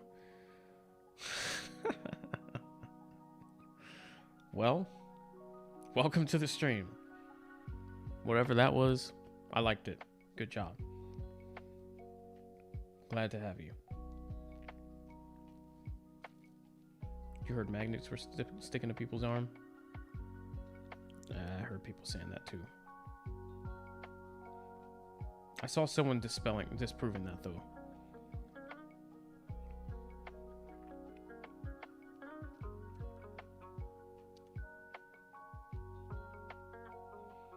I think there was some TikTok thing going around where people were trying to, like, you know, just one of those challenges that were kind of unproven. And everybody's like, oh wait, this thing does stay on my arm. But then someone like that didn't have the vaccine or something put it on their arm and it didn't, and it also stuck for a couple seconds, just like everyone else's. I don't know. Me personally, I could care less. As long as the actual vaccine's in there and it's doing its job, cool. Track me. They can track me anyway with my cell phone. But I can see why a lot of people, you know, some people like to move in silence a little more. But I'm just not one of those people. I could honestly just care less. Couldn't care less. So anyway, Walmart. So I'm sitting there like 2 minutes later. I just start to feel the fluid from the vaccine kind of moving it, making its way down like my bicep area. I'm just like, okay. And then next thing I know, like my finger starts to feel weird, like a little numb. And I remember it was my middle finger. I'm just like, okay, I guess it just hit my hand. And then shortly after that, it was just like, I don't know really how to describe it very well. I wouldn't say it started getting hard to breathe, but I had to focus on my inhaling and exhaling just a little more, like this weird kind of tightness in my chest. I don't know if you've ever been in a swimming pool and the water pressure just made it kind of hard to breathe. So you had to breathe just a little bit harder. That's what was happening to me, like just a little tight. I don't know what it was. It was just weird. So I'm like okay. It's just, it was a kick in the butt, like just an obvious slight kick in the butt. And I'm like, okay, this isn't that bad at all. But I was like, all right, this thing, my body knows it's here. Cool. Body's kicking it into gear. And then things got less pleasant.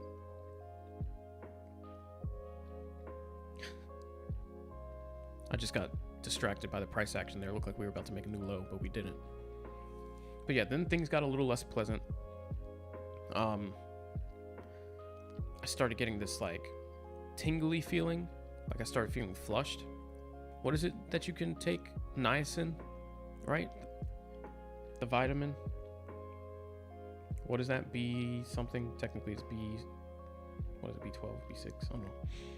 Anyway, niacin. When you take a niacin, that like tingly, flushed feeling that you get, I start to feel like that. And I'm like, I don't know about that.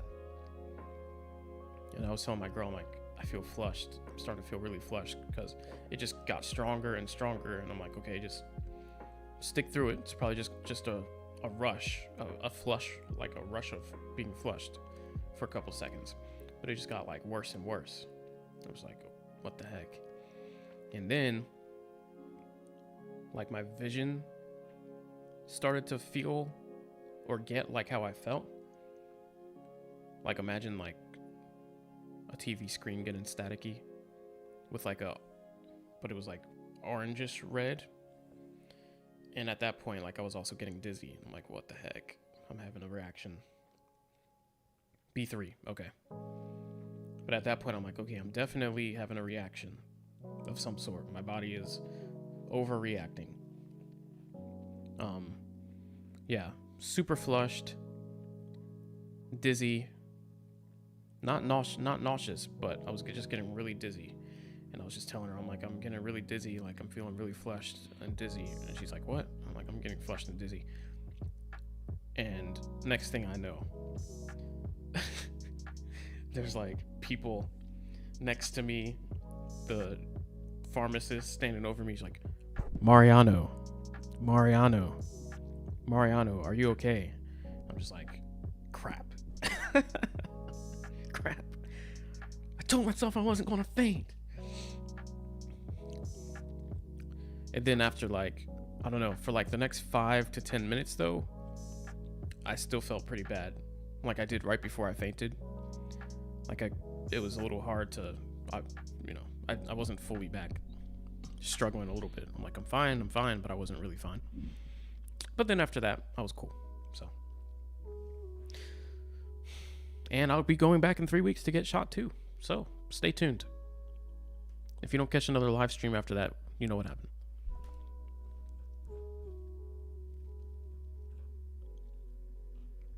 But I was looking it up, and fainting is a pretty common reaction to getting vaccinated, regardless of the vaccine. For some people, they just faint because of either the pain or a mix of the pain and the anxiety. I guess the pain's probably more for people that just strongly dislike needles, but I was a little anxious, like nervous, because of the side effects. And all I was doing was thinking about the potential side effects and how my body might react. And I think I just kind of played myself, basically. I tricked myself into overreacting. I made myself have a symptom because I was anxious. Because I was nervous I'd have a symptom, a reaction. And so my reaction was like out of stress, I guess. I passed out. But they're also saying it could have kicked my butt. If my blood sugar was low, it could have kicked my butt as well. Vaccines work like Windows updates. Yeah, they fix some things, but they break others. Yeah, I had a system reboot. I had the, when you're in the middle of something on your computer and Windows force updates and then restarts the computer. That's what I had. Was not enjoyable. But I will be going back for my next shot. Did I use Flonase by chance? No, I don't use Flonase. I've never used Flonase, actually. Did I get the J&J? No, I got the Pfizer. I specifically got the Pfizer because, one, the Moderna one, mRNA, I don't like the fact that that's new technology. All right, I'm all for protecting myself, but I'm also not for being the lab rat. That's why I didn't get the vaccine earlier than this. But I figured now that the mask mandate is gone, I had to pick my poison. You know, do I want the actual virus or do I want potential symptoms from the vaccine? Either way, if I get, I'm kind of screwed. So which one's worse? So I decided to just get the vaccine already, even though I was going to wait till the end of the year and just make sure no one else had like super adverse reactions, just like J&J recently with the blood clots. but I was forced because of the mask mandate drop. Unless I want to live in my house for another year and not leave, which I really don't. So I went ahead and got that. Now I chose against J&J because, one, the blood clot thing recently, and two, even though it was like women and whatnot only, still, you know, that's not something you want to hear, especially with their past. And then two, it was always between, for me, since I told you why I eliminated Myrna with that new tech, the DNA sequencing instructions on how to, don't touch my DNA. Don't mimic it either. So it was between Pfizer and J&J from the start. But like I said yesterday, when you look at the stats, J&J provides you better resistance to the vaccine, to the virus once you get it. So it'll just lessen the effects of it.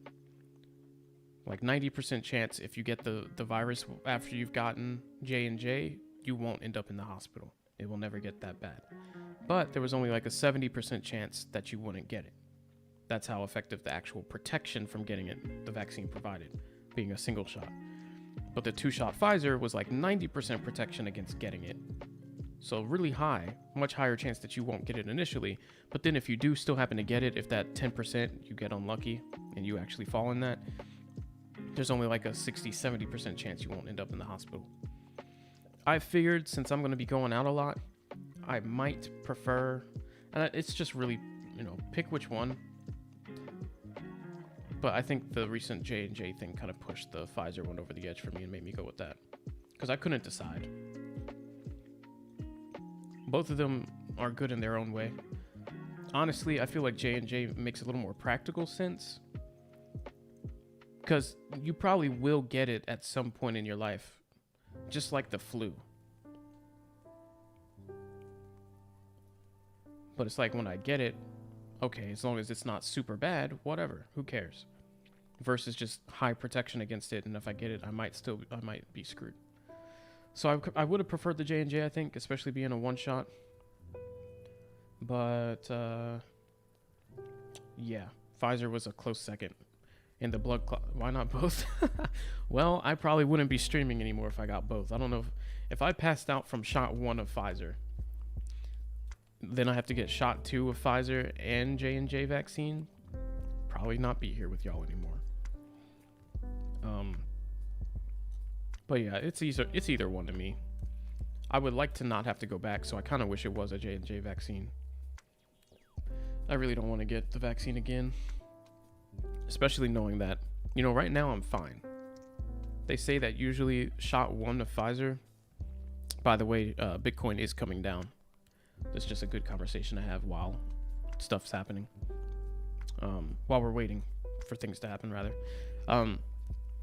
They say shot 1 of Pfizer usually doesn't kick your butt too bad. There's just a couple symptoms like fatigue, headache, soreness of the injection site. Maybe you get the dizziness, nausea, worst case scenario. And me, I guess, happening to faint as well if you have that vagus nerve overstimulation reaction due to anxiety.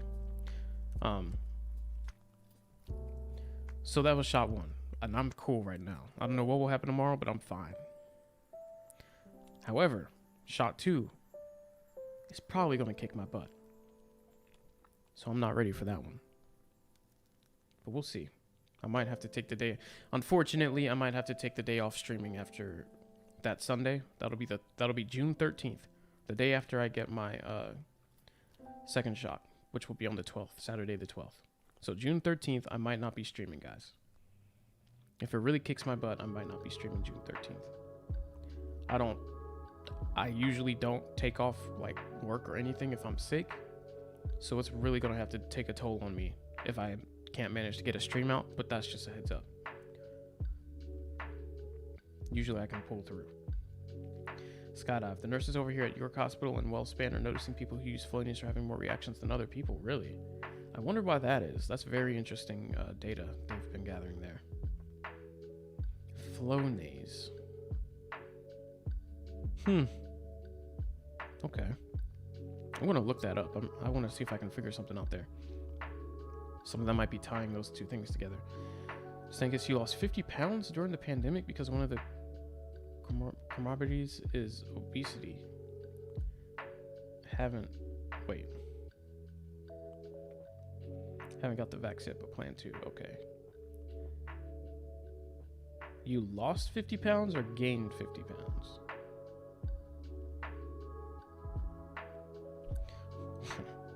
Yeah, Pfizer second shot. Yeah. Have to brace for impact on that one. Whew. I don't know if I'm ready, bro. I don't know. What is this trend line doing?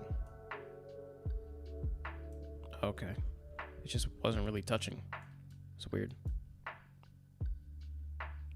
Let's just move this up a little bit.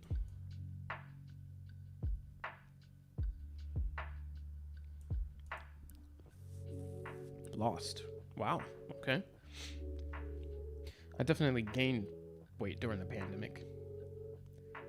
But, hey, props to you for losing weight during the pandemic.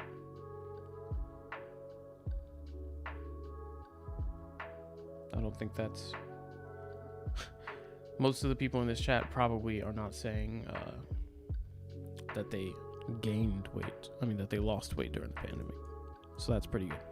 Yeah, here we are. We're coming in hot again. Decision moment. This is either you consider a buy here if you think it's going to hold, or we fall through the bottom and it's kind of doomed. So, me personally, I will ready up my Robinhood. I do need to get in somewhere if it's going to hold. So, I'll just prep in order and then wait for confirmation that we're not going down.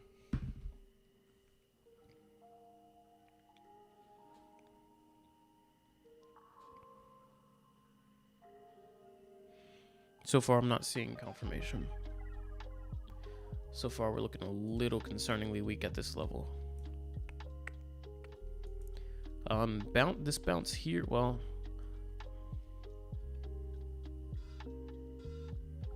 a little early to say. There was a lot of selling off after that quick run up. You lost 41 pounds, dude. That's crazy. Good for y'all. I'm about to lose some weight myself. I'm not like super like overweight, but I used to be a stick all throughout my teenage years, and then just recently, especially during the pandemic, put on more pounds than I would have liked. So I'll be getting rid of those pretty soon. Just started a good old diet. Hopefully it works out pretty well.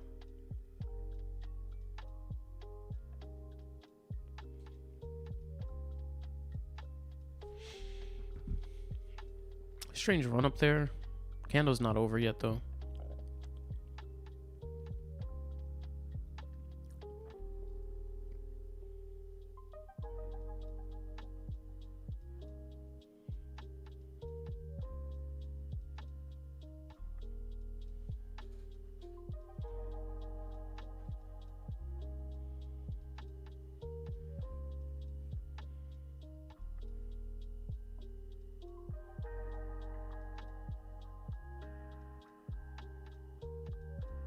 Very weak. Wow.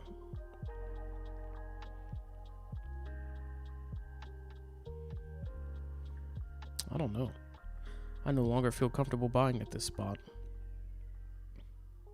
No matter what happens here.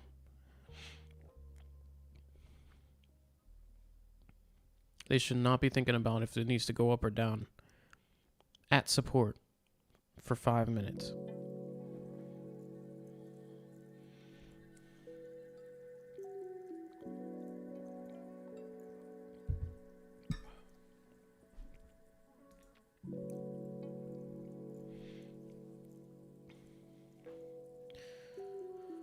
Yeah, let's take a look at these charts. Eyes on the charts for sure. See if this doesn't hold. Maybe it bounces off that 37.4 Bitcoin line that we have marked there. If it bounces down and then goes through the floor, we could see something like that. Last night, Alaric, yeah, I did buy back in at 32, and then this morning I sold somewhere around 34. It's easier than most people think. Track your calories, don't eat junk, move your body more. Yeah, it's definitely not super hard. You just have to commit to it. I used to be very into like fitness and whatnot. And then I just got a little lazy over the last couple years, but I'm gonna get back into it. I've already kind of started. I'm already prepping.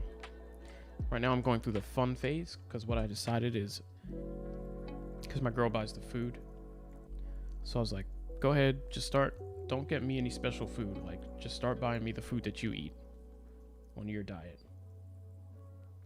which is keto, unfortunately for me.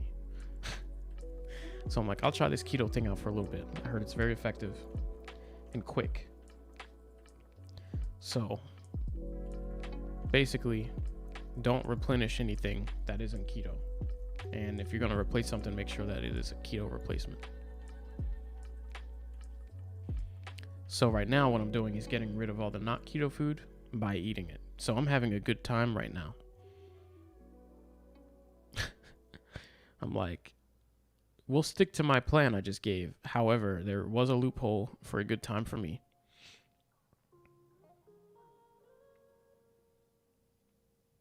PB and J? Bro, don't make me think about those. Yeah, keto is very hard. Yeah. The food is not good. It is not good. Now, she has made some decent keto meals that I'm like, okay, this doesn't really taste keto. That's one thing.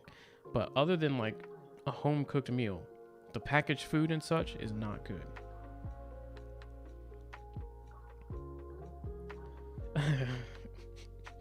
Yeah, exactly, Skydive. If bacon can be a part of the diet, it's a good diet. Yeah, keto's gonna be hard, but it will not be as bad because I'll have a partner that's already keto. So I'll have some support there. If it was just me, probably wouldn't work. She's had really good results with keto. Lost a ton of weight.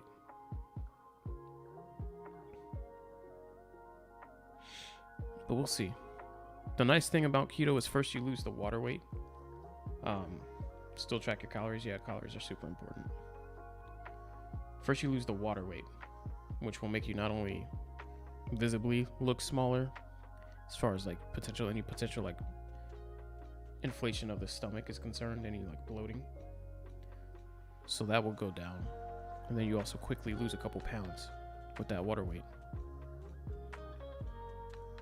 I'll take it. All right, this is very bad, guys. Very bad. Should not see a slow, weak run up like that, followed by a massive red candle. You always lose the water weight first, yeah.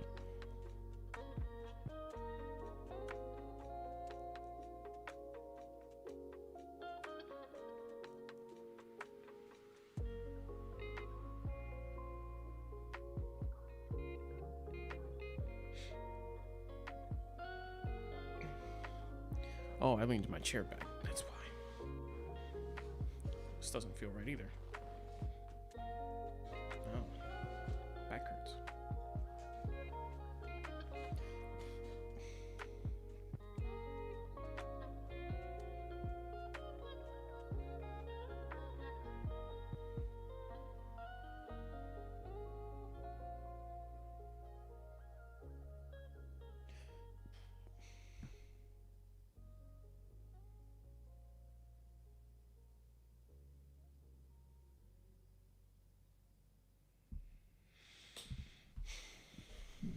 $16 likes. I appreciate that, guys.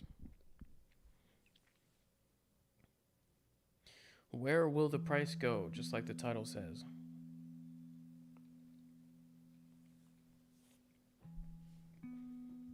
Where will the price go? If any of you ever want to know how to make a thumbnail and think it looks overwhelming, your built-in program called Microsoft Paint 3D is super clutch. I've made every thumbnail so far using that. Nothing else. I did not know it could do what it does. Okay, this is big rejection wick there. It looks like it's trying to make a... Alright.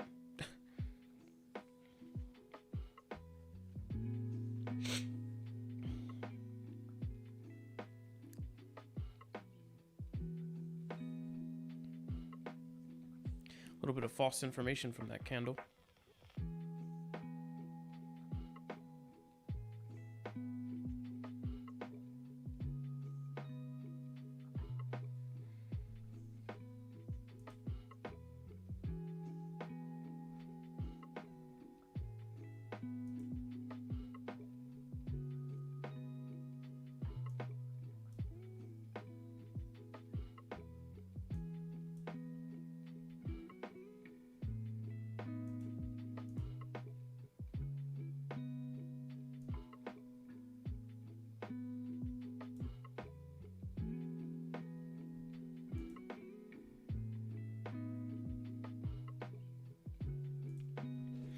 Let's take a look at a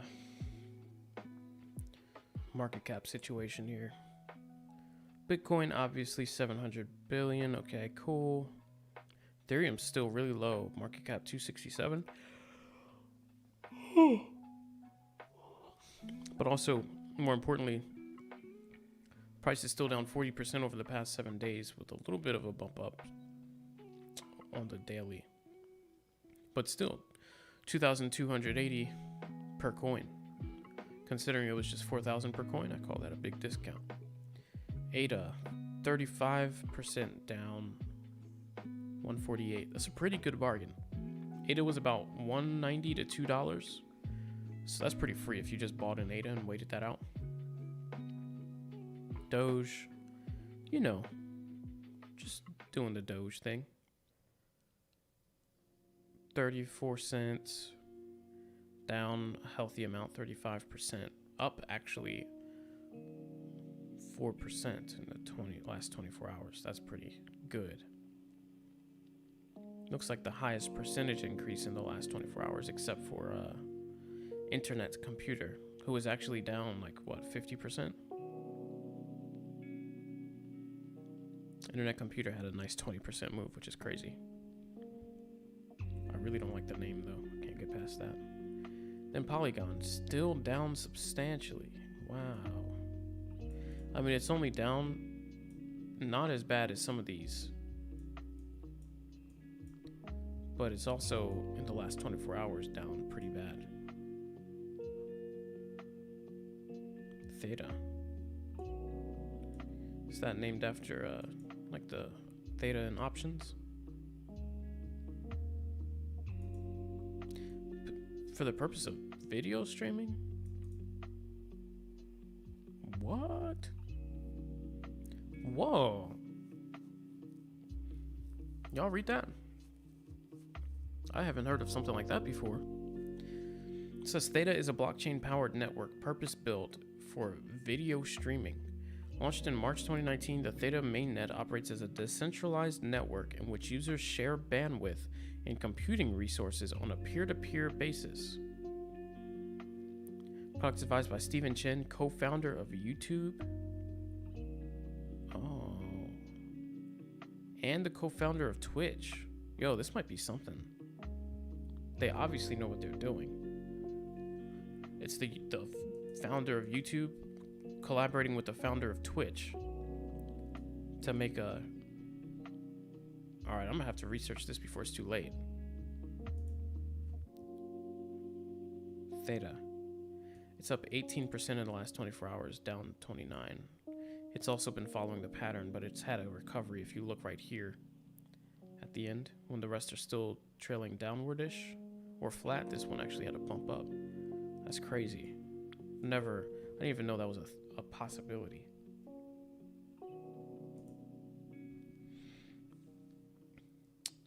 We'll probably see 32 in a few hours. Very likely if this doesn't hold. Will we see 29 tonight?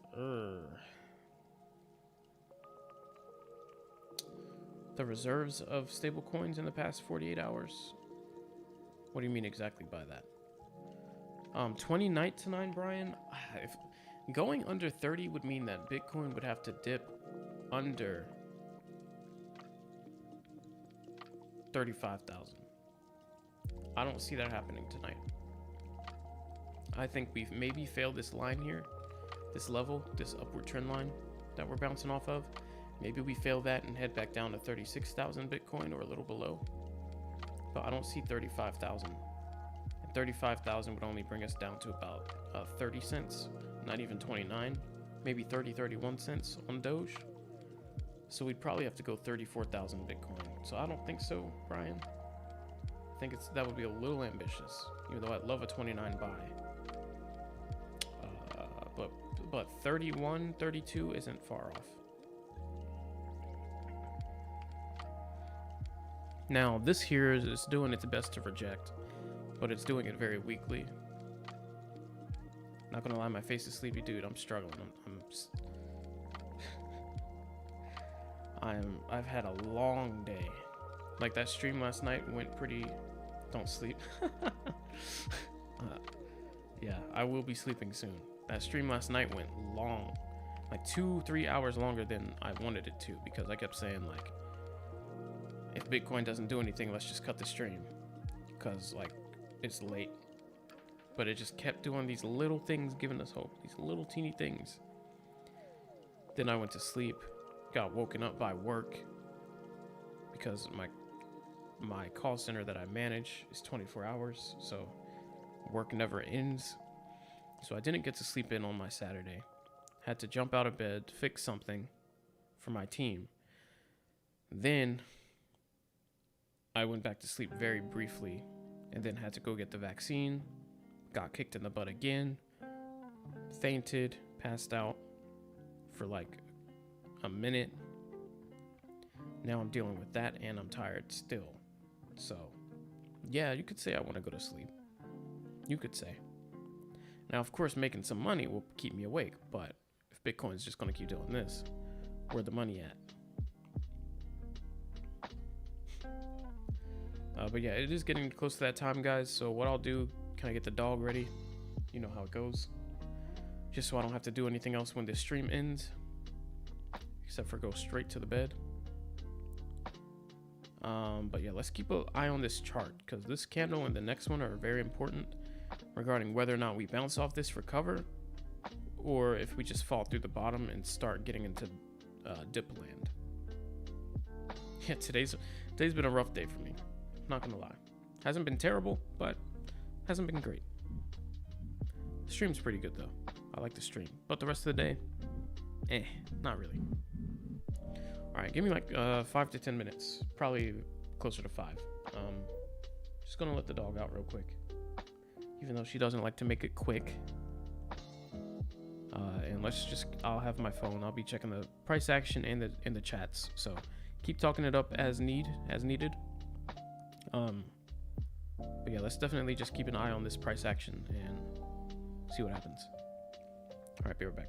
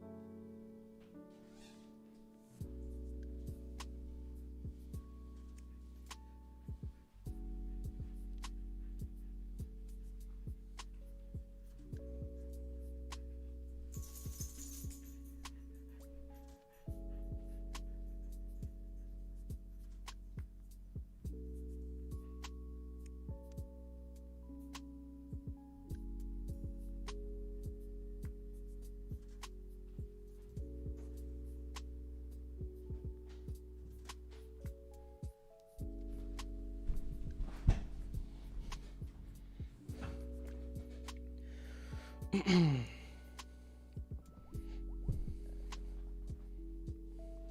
right. Let's see.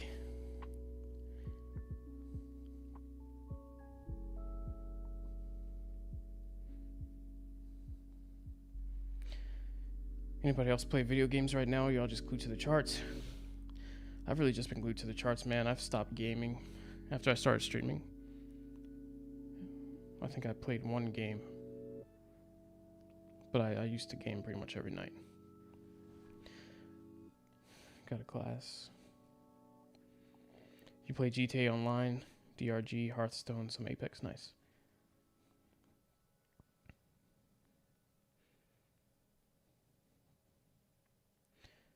But at the moment you're bored of everything. Yeah, I feel that. I am too. I've got GTA. It's heavy into like League of Legends. It's kind of my main game. But other than that, like Rust or something like that. But I'd always play something every day. Just 1 second. What was that? What did my dog just do?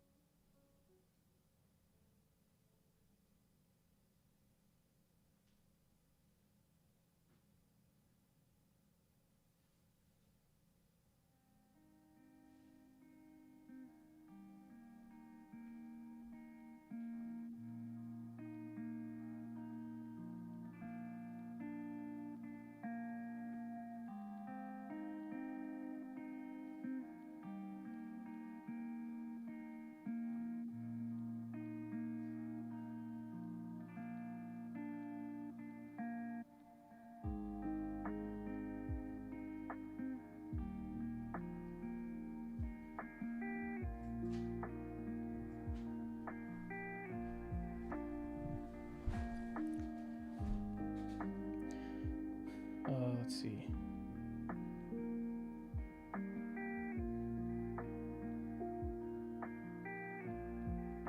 Yeah, League, but I would play every night, literally until I started this stream. I have not played since. It's been like 2 weeks. But I was already getting kind of bored with everything. Every game was just starting to get a little old. Haven't been really any good games out. League was the most recent, I think. Good. I mean, League's been out forever, so it's not recent. But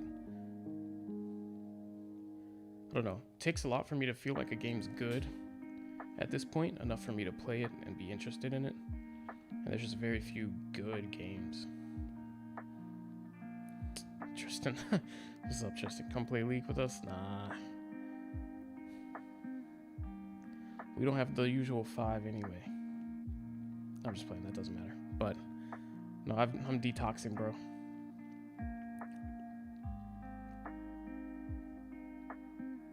I feel like a new person.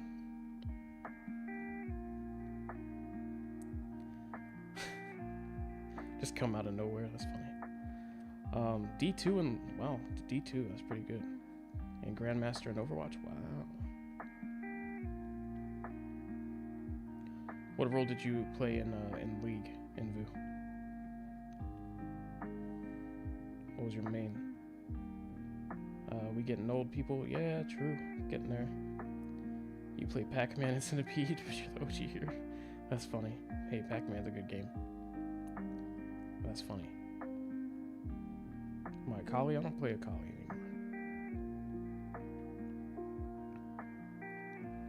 Cyberpunk was a fail. Yeah, I was super hyped up for Cyberpunk, and then I heard terrible things. So I didn't even buy it. I'm waiting for, I don't know. I've always been a racing game person. Started off playing driving sims since I was a kid. Believe it or not.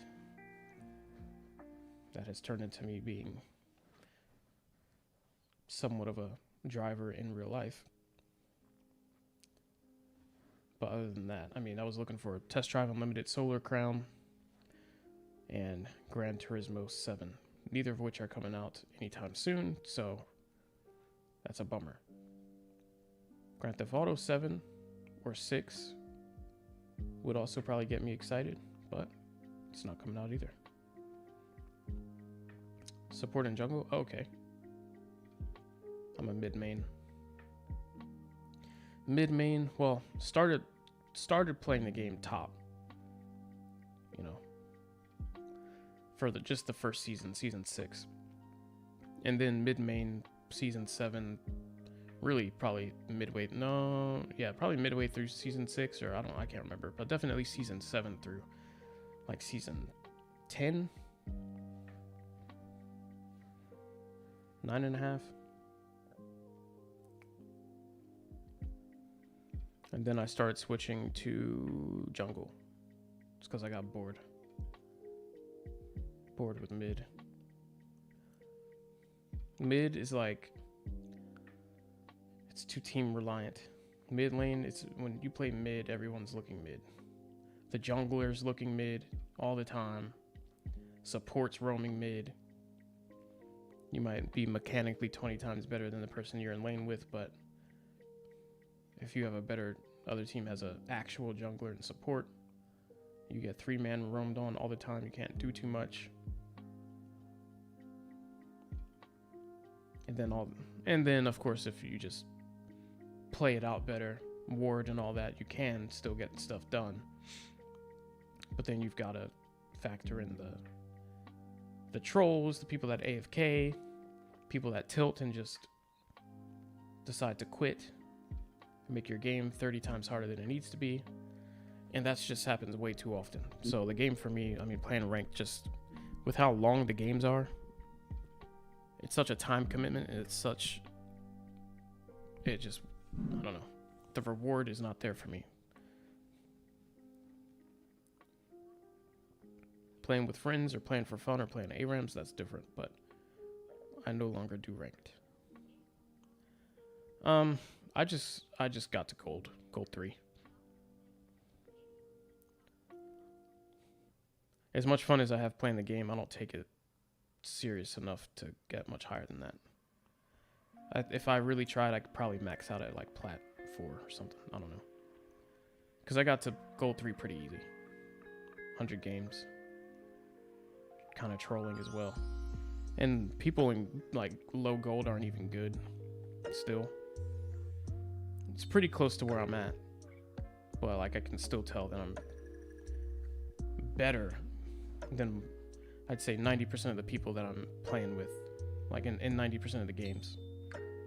At least by a little bit. I think I could probably peak at around plat 4, maybe 3 at my current state if I really cared, but I don't.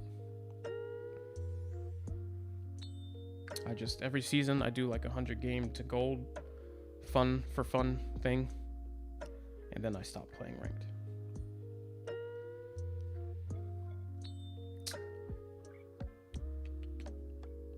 You stream games sometimes on Twitch. You guys should join sometime. Oh, cool. Scary games, nice. Got Amnesia. I haven't played any scary games. They look fun. I've watched gameplays of them. By the way, Bitcoin looks really weak. This is what I was saying. Remember, I was saying if it bounces off of the 37.4 line and comes back down, we might see it fall through the floor. And here we go. Yeah, that's the thing. I was thinking, like, let me just play it out, play it some more, get a higher rank, and then things will get better. But then I would spectate like the high gold and plat games and even low diamond, and I'm just like, does it get better? Does it change? People are just like, yeah, not really. No, not until you get high diamond. I'm like, well, then what in the world is the point of me to keep trying? Just to get a different badge? Just to get a plat shield instead of the gold one? Forget that. All it looks like that happens in plat is people think that they're better than they are.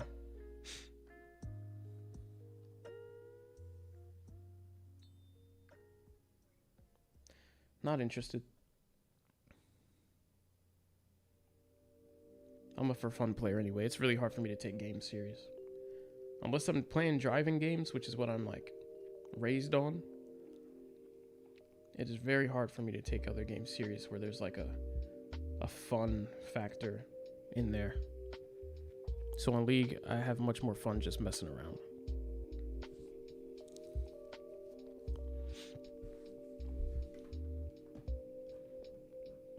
This is pretty bad. Finally, though, it's been a long time. So I'm going to go ahead and get my Robin Hood ready, because we might be able to get some dip for our chips tonight, boys.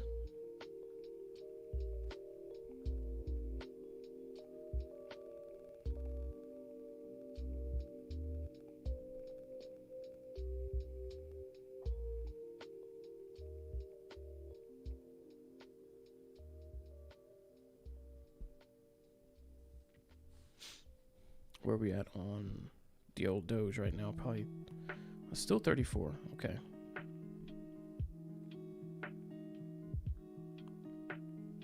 XRP's 90 cents. Wow. Oh, that's not super low though compared to where it's been. But it is low compared to its peak. Wow. Yeah, XRP's 90 cents right now, by the way. To anybody that wanted to know.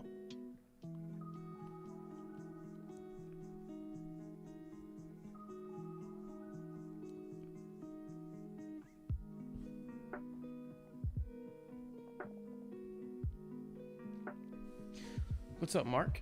What's going on, Bryce? Worst rank to play with is Plat Toxic Period. Yeah, that's what I've heard. That's why I just was like, I don't feel like trying to mess with Plat people anyway, so why even be so anxious to waste more of my precious time playing 30 to 40 minute games for months on end, get to Plat, and then deal with the worst possible people. Unless I'm just trying to get the diamond, what's the point? What's up, Mark? Bunch of Doge YouTubers predicting a spike soon. Thoughts on that? I mean, I'm seeing a lot of unnecessary videos getting posted from YouTubers just talking about Doge is about to do this in 9 days. Doge is about to do this in 6 days. And it's like, it's just obvious stuff. So I don't really have any thoughts on that, Bryce. I feel like every potential spike opportunity that we've covered here is really all that's going on. And that a lot of that is just clickbait. We already know we're waiting on the Coinbase drop in 4 to 6 weeks. And during the run up to that, we're going to see Doge naturally start doing a rumor buy up. It's not really a rumor buy up, but a pre-news buy up, I guess you could say. So we're going to see Doge start to rise as we get closer to that period where it goes live on Coinbase, because people are going to assume not only that other people will buy up Doge because of the Coinbase thing, but that also when we get people on Coinbase that can buy Doge, that the buying volume of Doge will increase because we just opened it up to a whole new group of people. And more buyers means the price goes up. So that's one major catalyst. Then we also know that there's a high chance that we get an Elon announcement on 6/9, which is June 9th, which is in about 2 weeks, 3 weeks. So that's another major catalyst. So we should expect Doge to also run up based on that. And then there's also the catalysts of multiple different retailers that we just kind of got wind of, like low-key, that are accepting Doge's payment, like GameStop and some other places. There's another catalyst. So it's just like, it's obvious stuff that they're talking about. It's really nothing new. Yeah, it's just clickbait. But yes, Doge should absolutely be running up soon. That's why I want to get in sooner than later. Because like I said, when it goes up, I don't want to be out. I want to catch the move. So while I am being a little greedy for a good dip to buy into, the goal is to get into that dip as soon as possible, and then just do my best, unless some amazing opportunity to scalp presents itself, to just hold and wait. So if I can get 20s either tonight or tomorrow, 29 or something, I probably won't be selling that if I don't have to. But yeah, nothing really new there, Bryce. Just to wrap it up, yeah, not too much new news from their videos. I did watch some of them, and it was all kind of the same stuff. Gives a box sort of thing, a good spot to take the dip. Honestly, Invu, I would normally do the box here, but we are already in a good spot to do the dip. Normally, I would put a value box, but it's literally anything from 34 cents and under. So we are already there. We're about to break into 33 cents here in a second. So literally anything from here down is a good time to buy the dip. I don't care when you do it. Ideally, it's best to properly trade it, but at this point, it doesn't really matter because we're so deep in a value territory. Anytime you click your buy button from 34 and under, you bought a dip, right? So yeah, normally you'd want to wait for the red candles to stop, and then you start seeing a reversal and proof of reversal off the support line to make sure that you're actually at the bottom. But honestly, it doesn't matter where you buy. If you're just going to hold it, anything from 34 and under is a dip, because soon we'll be back to 50 cents. Now, if you're asking me, in my opinion, what is a value buy, where would I put my purple box? That would be 30. I'd have a range of 32 cents down to 29. Now, I don't have the Doge chart up, but if I did, if I were looking for an ideal dip buy, my purple box would actually be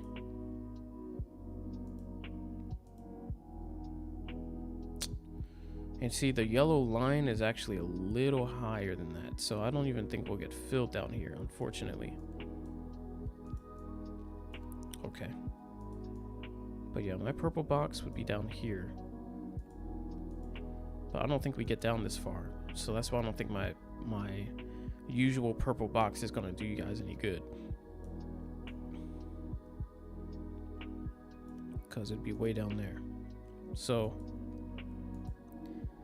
I'll give a box once I can figure out where we're headed right now. Because right now it's kind of anybody's game. Can I delete it though?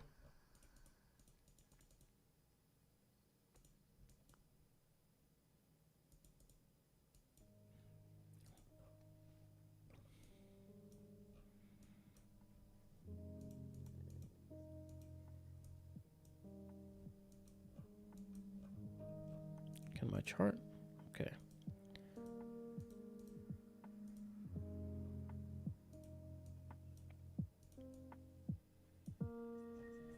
Let's take a step back, see where we might be headed. We're already doing this here.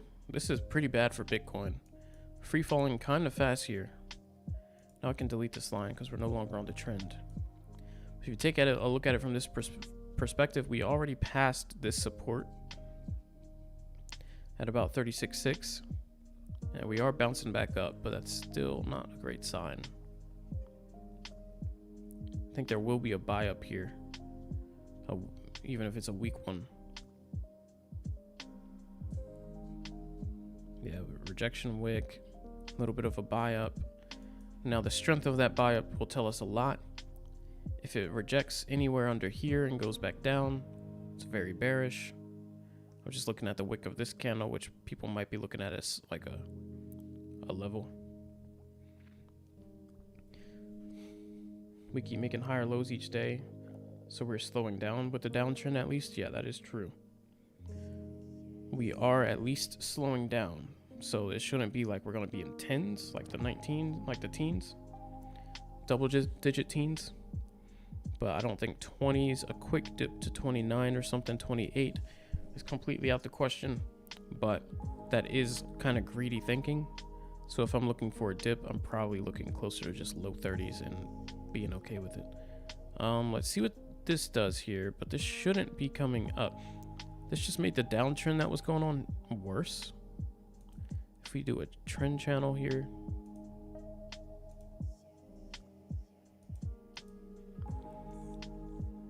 it's still doing the thing.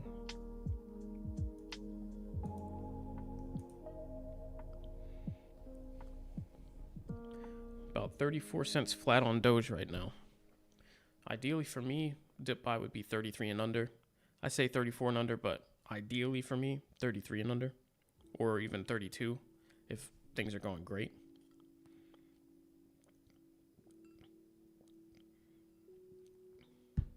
But we don't have too many ways of knowing if we're going to get down that low. I will say, though, we're still looking very weak, so it's very likely.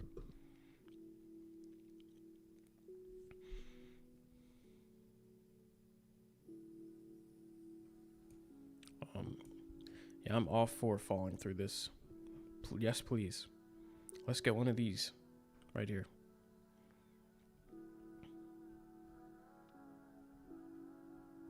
Now, on the Bitcoin side, I'll draw a box. Just because of this here, if you can catch a reversal in this area, if you can hit buy in this area, if it looks like it slows down once again and gets in this box, at the very least, you'll probably be able to catch a scalp. Because there should be a bounce there. Now, where was the big bounce? Let's take a look at the big bounce here. Yeah, actually, it was right here. Yep. Now, there might be a stop here. Actually, there'll probably be a stop here. So let's do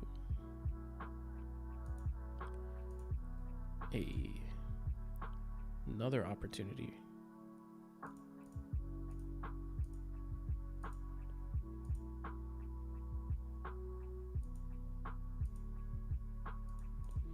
It's two opportunities. This is the first likely place for a reversal.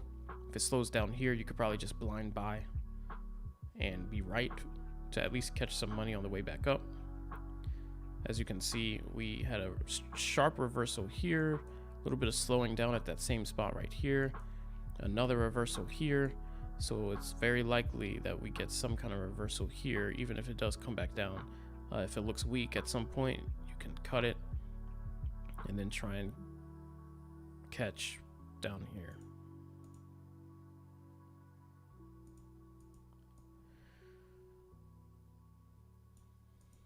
Now, I don't think this holds, but we will see.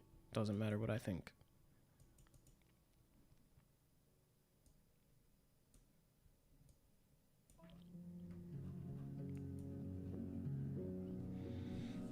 You want money? You're going half-half then? Cool. Good call. Under 33? Yeah, I really like under 33. 32 and under, I'll buy up and go to sleep and not care if it goes lower than that. 33 is like cool. 34 and 33 is cool, but 32 and under is like a real dip.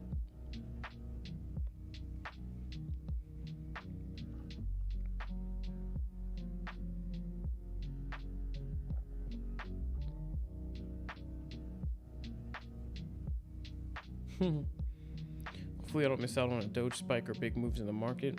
I start a new job this summer. Now's an excellent time to buy. Maybe I can pay my mom or brother back. Wow, yeah.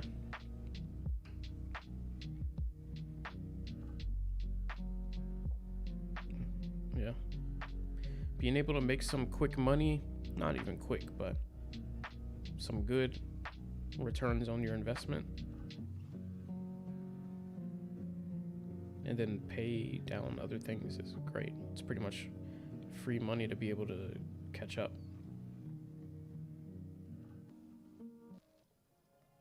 I'm really struggling here, by the way.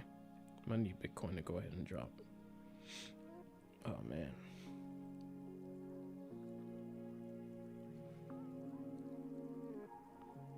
This is important, so it's like not only do I not want to go to sleep, but I also don't want to end the stream. But my body is like, whew.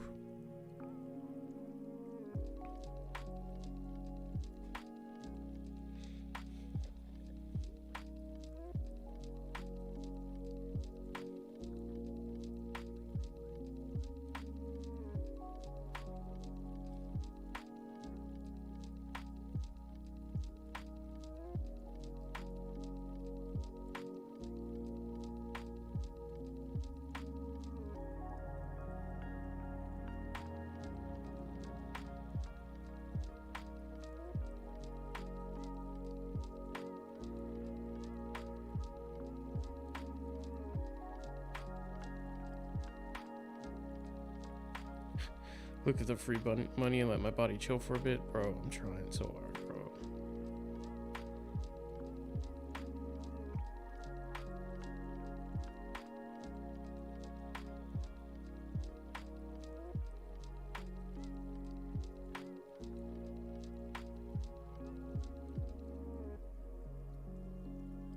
Okay. On Bitcoin side, this is looking really weak. This is not what anybody wants to see that thought that 37 was the bottom after all that support earlier and bought in.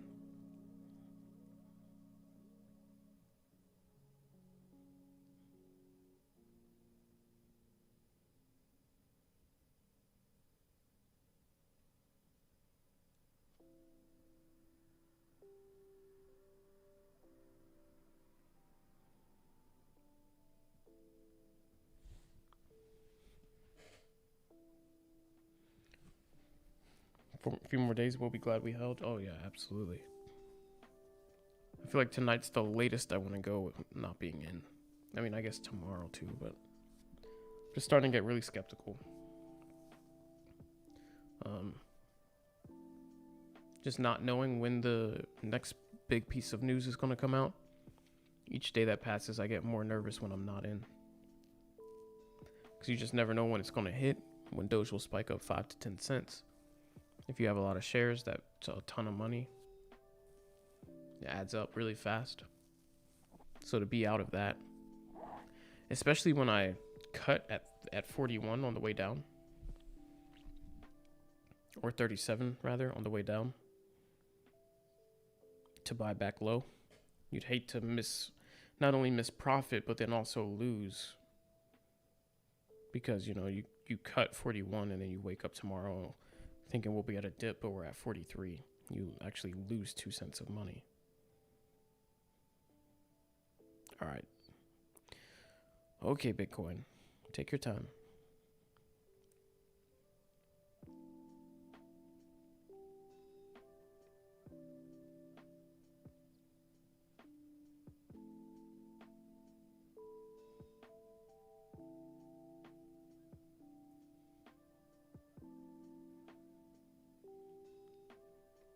It's about to be a sleep stream.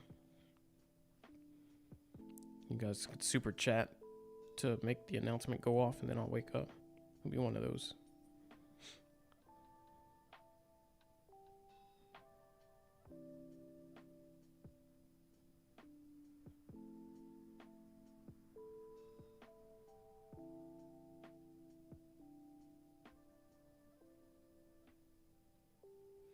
All right, I'm gonna grab some water while this tries to form a flag pattern and then falls. Doge is dipping, yeah, because Bitcoin's falling. So I've got my fingers ready. Is the music? Maybe, bro. Oh. Maybe, bro.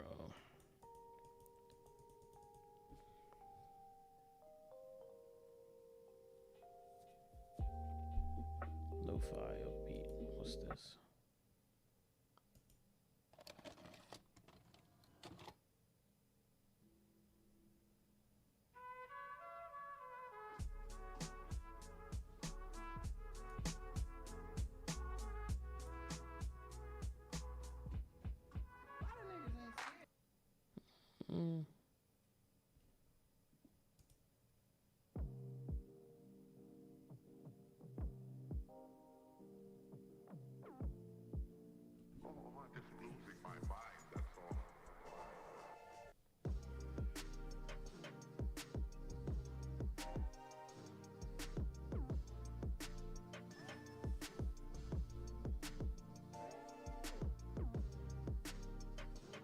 I'm gonna grab some water real quick. Maybe that'll wake me up.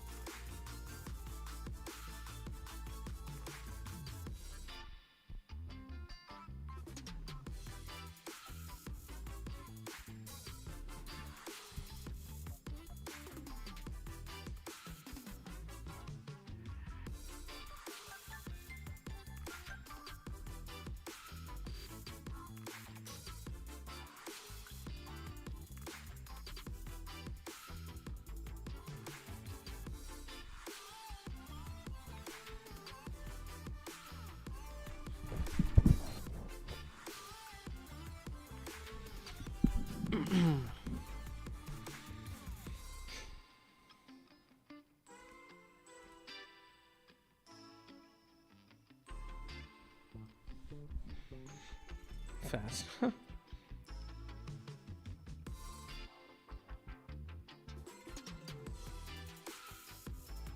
Everyone's waiting on old man Bitcoin. True. So, just so everyone knows what's happening right here. We got to this point, which was already a support here. So everybody was looking at that as a potential buy opportunity. Support here, support here. You see these wicks. Now we did overshoot it a little bit, but once we got down here, we started doing like a bullish flag pattern. And so we broke out of it. We broke out of the bullish flag. Now, the only reason I didn't recommend that as a buy area is because it was still like a descending flag still. And we just looked super weak going into it. So yeah, we get a bounce here, but that bounce probably, I mean, if it manages to go here, probably doesn't go here. But this is probably the top. And then it will come back down, probably fail this line and maybe dump in the other direction. So, not surprised, but just a delay in the inevitable.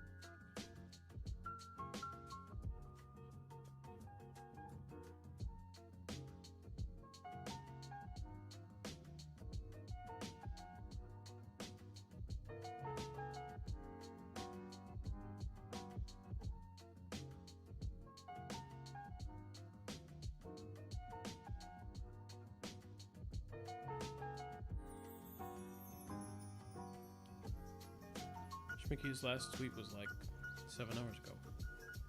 The same meme that we spiked off already.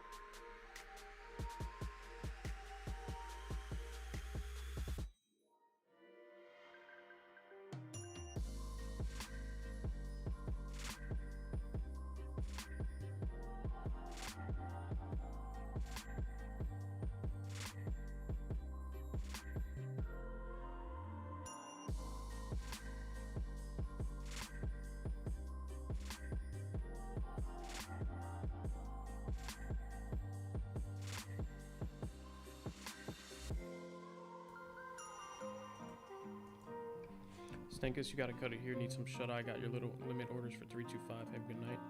Make some money. Hey man, that sounds good to me. Appreciate you for hanging out. Hope you get those fills on those limit orders. I'm pretty sure you will. Yeah, hope you get to wake up to some bread. That'd be amazing. Yeah, have a good night, bro. And guys, we're really just about at the end of the stream here. Can't really wait forever. For some of you, it's earlier in the day or a different day, but here it's about 2 a.m. and I do need sleep. I've got some stuff to do tomorrow, and I've also got to get a more useful stream out tomorrow because hopefully we'll be moving some more, right? Just always got to be prepared for it. So let's wrap the stream up right about here. We're floating in the middle of the air. We just bounced off this support level. It's doing a little bounce. It started making a flag, broke out. Now it's weak again. It'll probably go down some more, right? So at this point, you need to start thinking about what is your level going to be to buy in. If you want to reference my boxes, there's pretty much right around the 32 mark on Doge. And then also if you can pull it off somewhere around like the 30 and under, 30 to 29. Literally though, to keep it simple, anywhere 32 and under, as you know, is a really good dip. You should be able to buy in anywhere from 32 and some change and under and feel fine no matter what happens next. Even if we went to 7 cents. Yeah, be bummed, but you shouldn't be like feel bad because you got in at a really good spot, and as soon as we catch up, you double your money or more depending on how far into the 60s we go. So keep that in mind. 32ish, 33. It's not a bad place to be as either an average down or as a full on position, because you just don't know what's next. You just don't. And if we go up, you don't want to get left behind because you didn't buy in. that's my thought process, guys. But yeah, I do have to go to sleep. I'm starting to fall asleep in the chair, and it's not supposed to be that kind of stream. So I'm gonna cut it here, guys. I appreciate all of you for hanging out. Let's see who we had. Skydive, appreciate you for hanging out. Stankus, Schmicky, I Eat, Invu, Bryce, all the others from earlier. We had Tristan in here as well.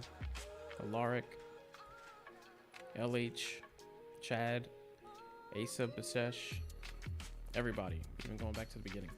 Appreciate you guys for hanging out tonight. We'll keep chatting in the Discord group. I'm pretty sure everybody here is in the Discord group as well, so shouldn't really be anybody getting left behind with the stream cutting, but it's just a little too dead for me to keep streaming and holding all you guys. It looks like we're gonna try and make another run up here as well before we even come back down, so that's just gonna take like another half an hour to pull off. So let's just go ahead, cut it, get some rest, and I will see you guys in the next video tomorrow. Of course, I'll keep you posted on what time, oh goodness, what time that live stream will be. Knowing my day tomorrow, it'll probably be an evening stream, but I'll try and start it a little earlier than like 10:30. All right. Night Skydive, night LH, night everybody else. Catch you guys next time.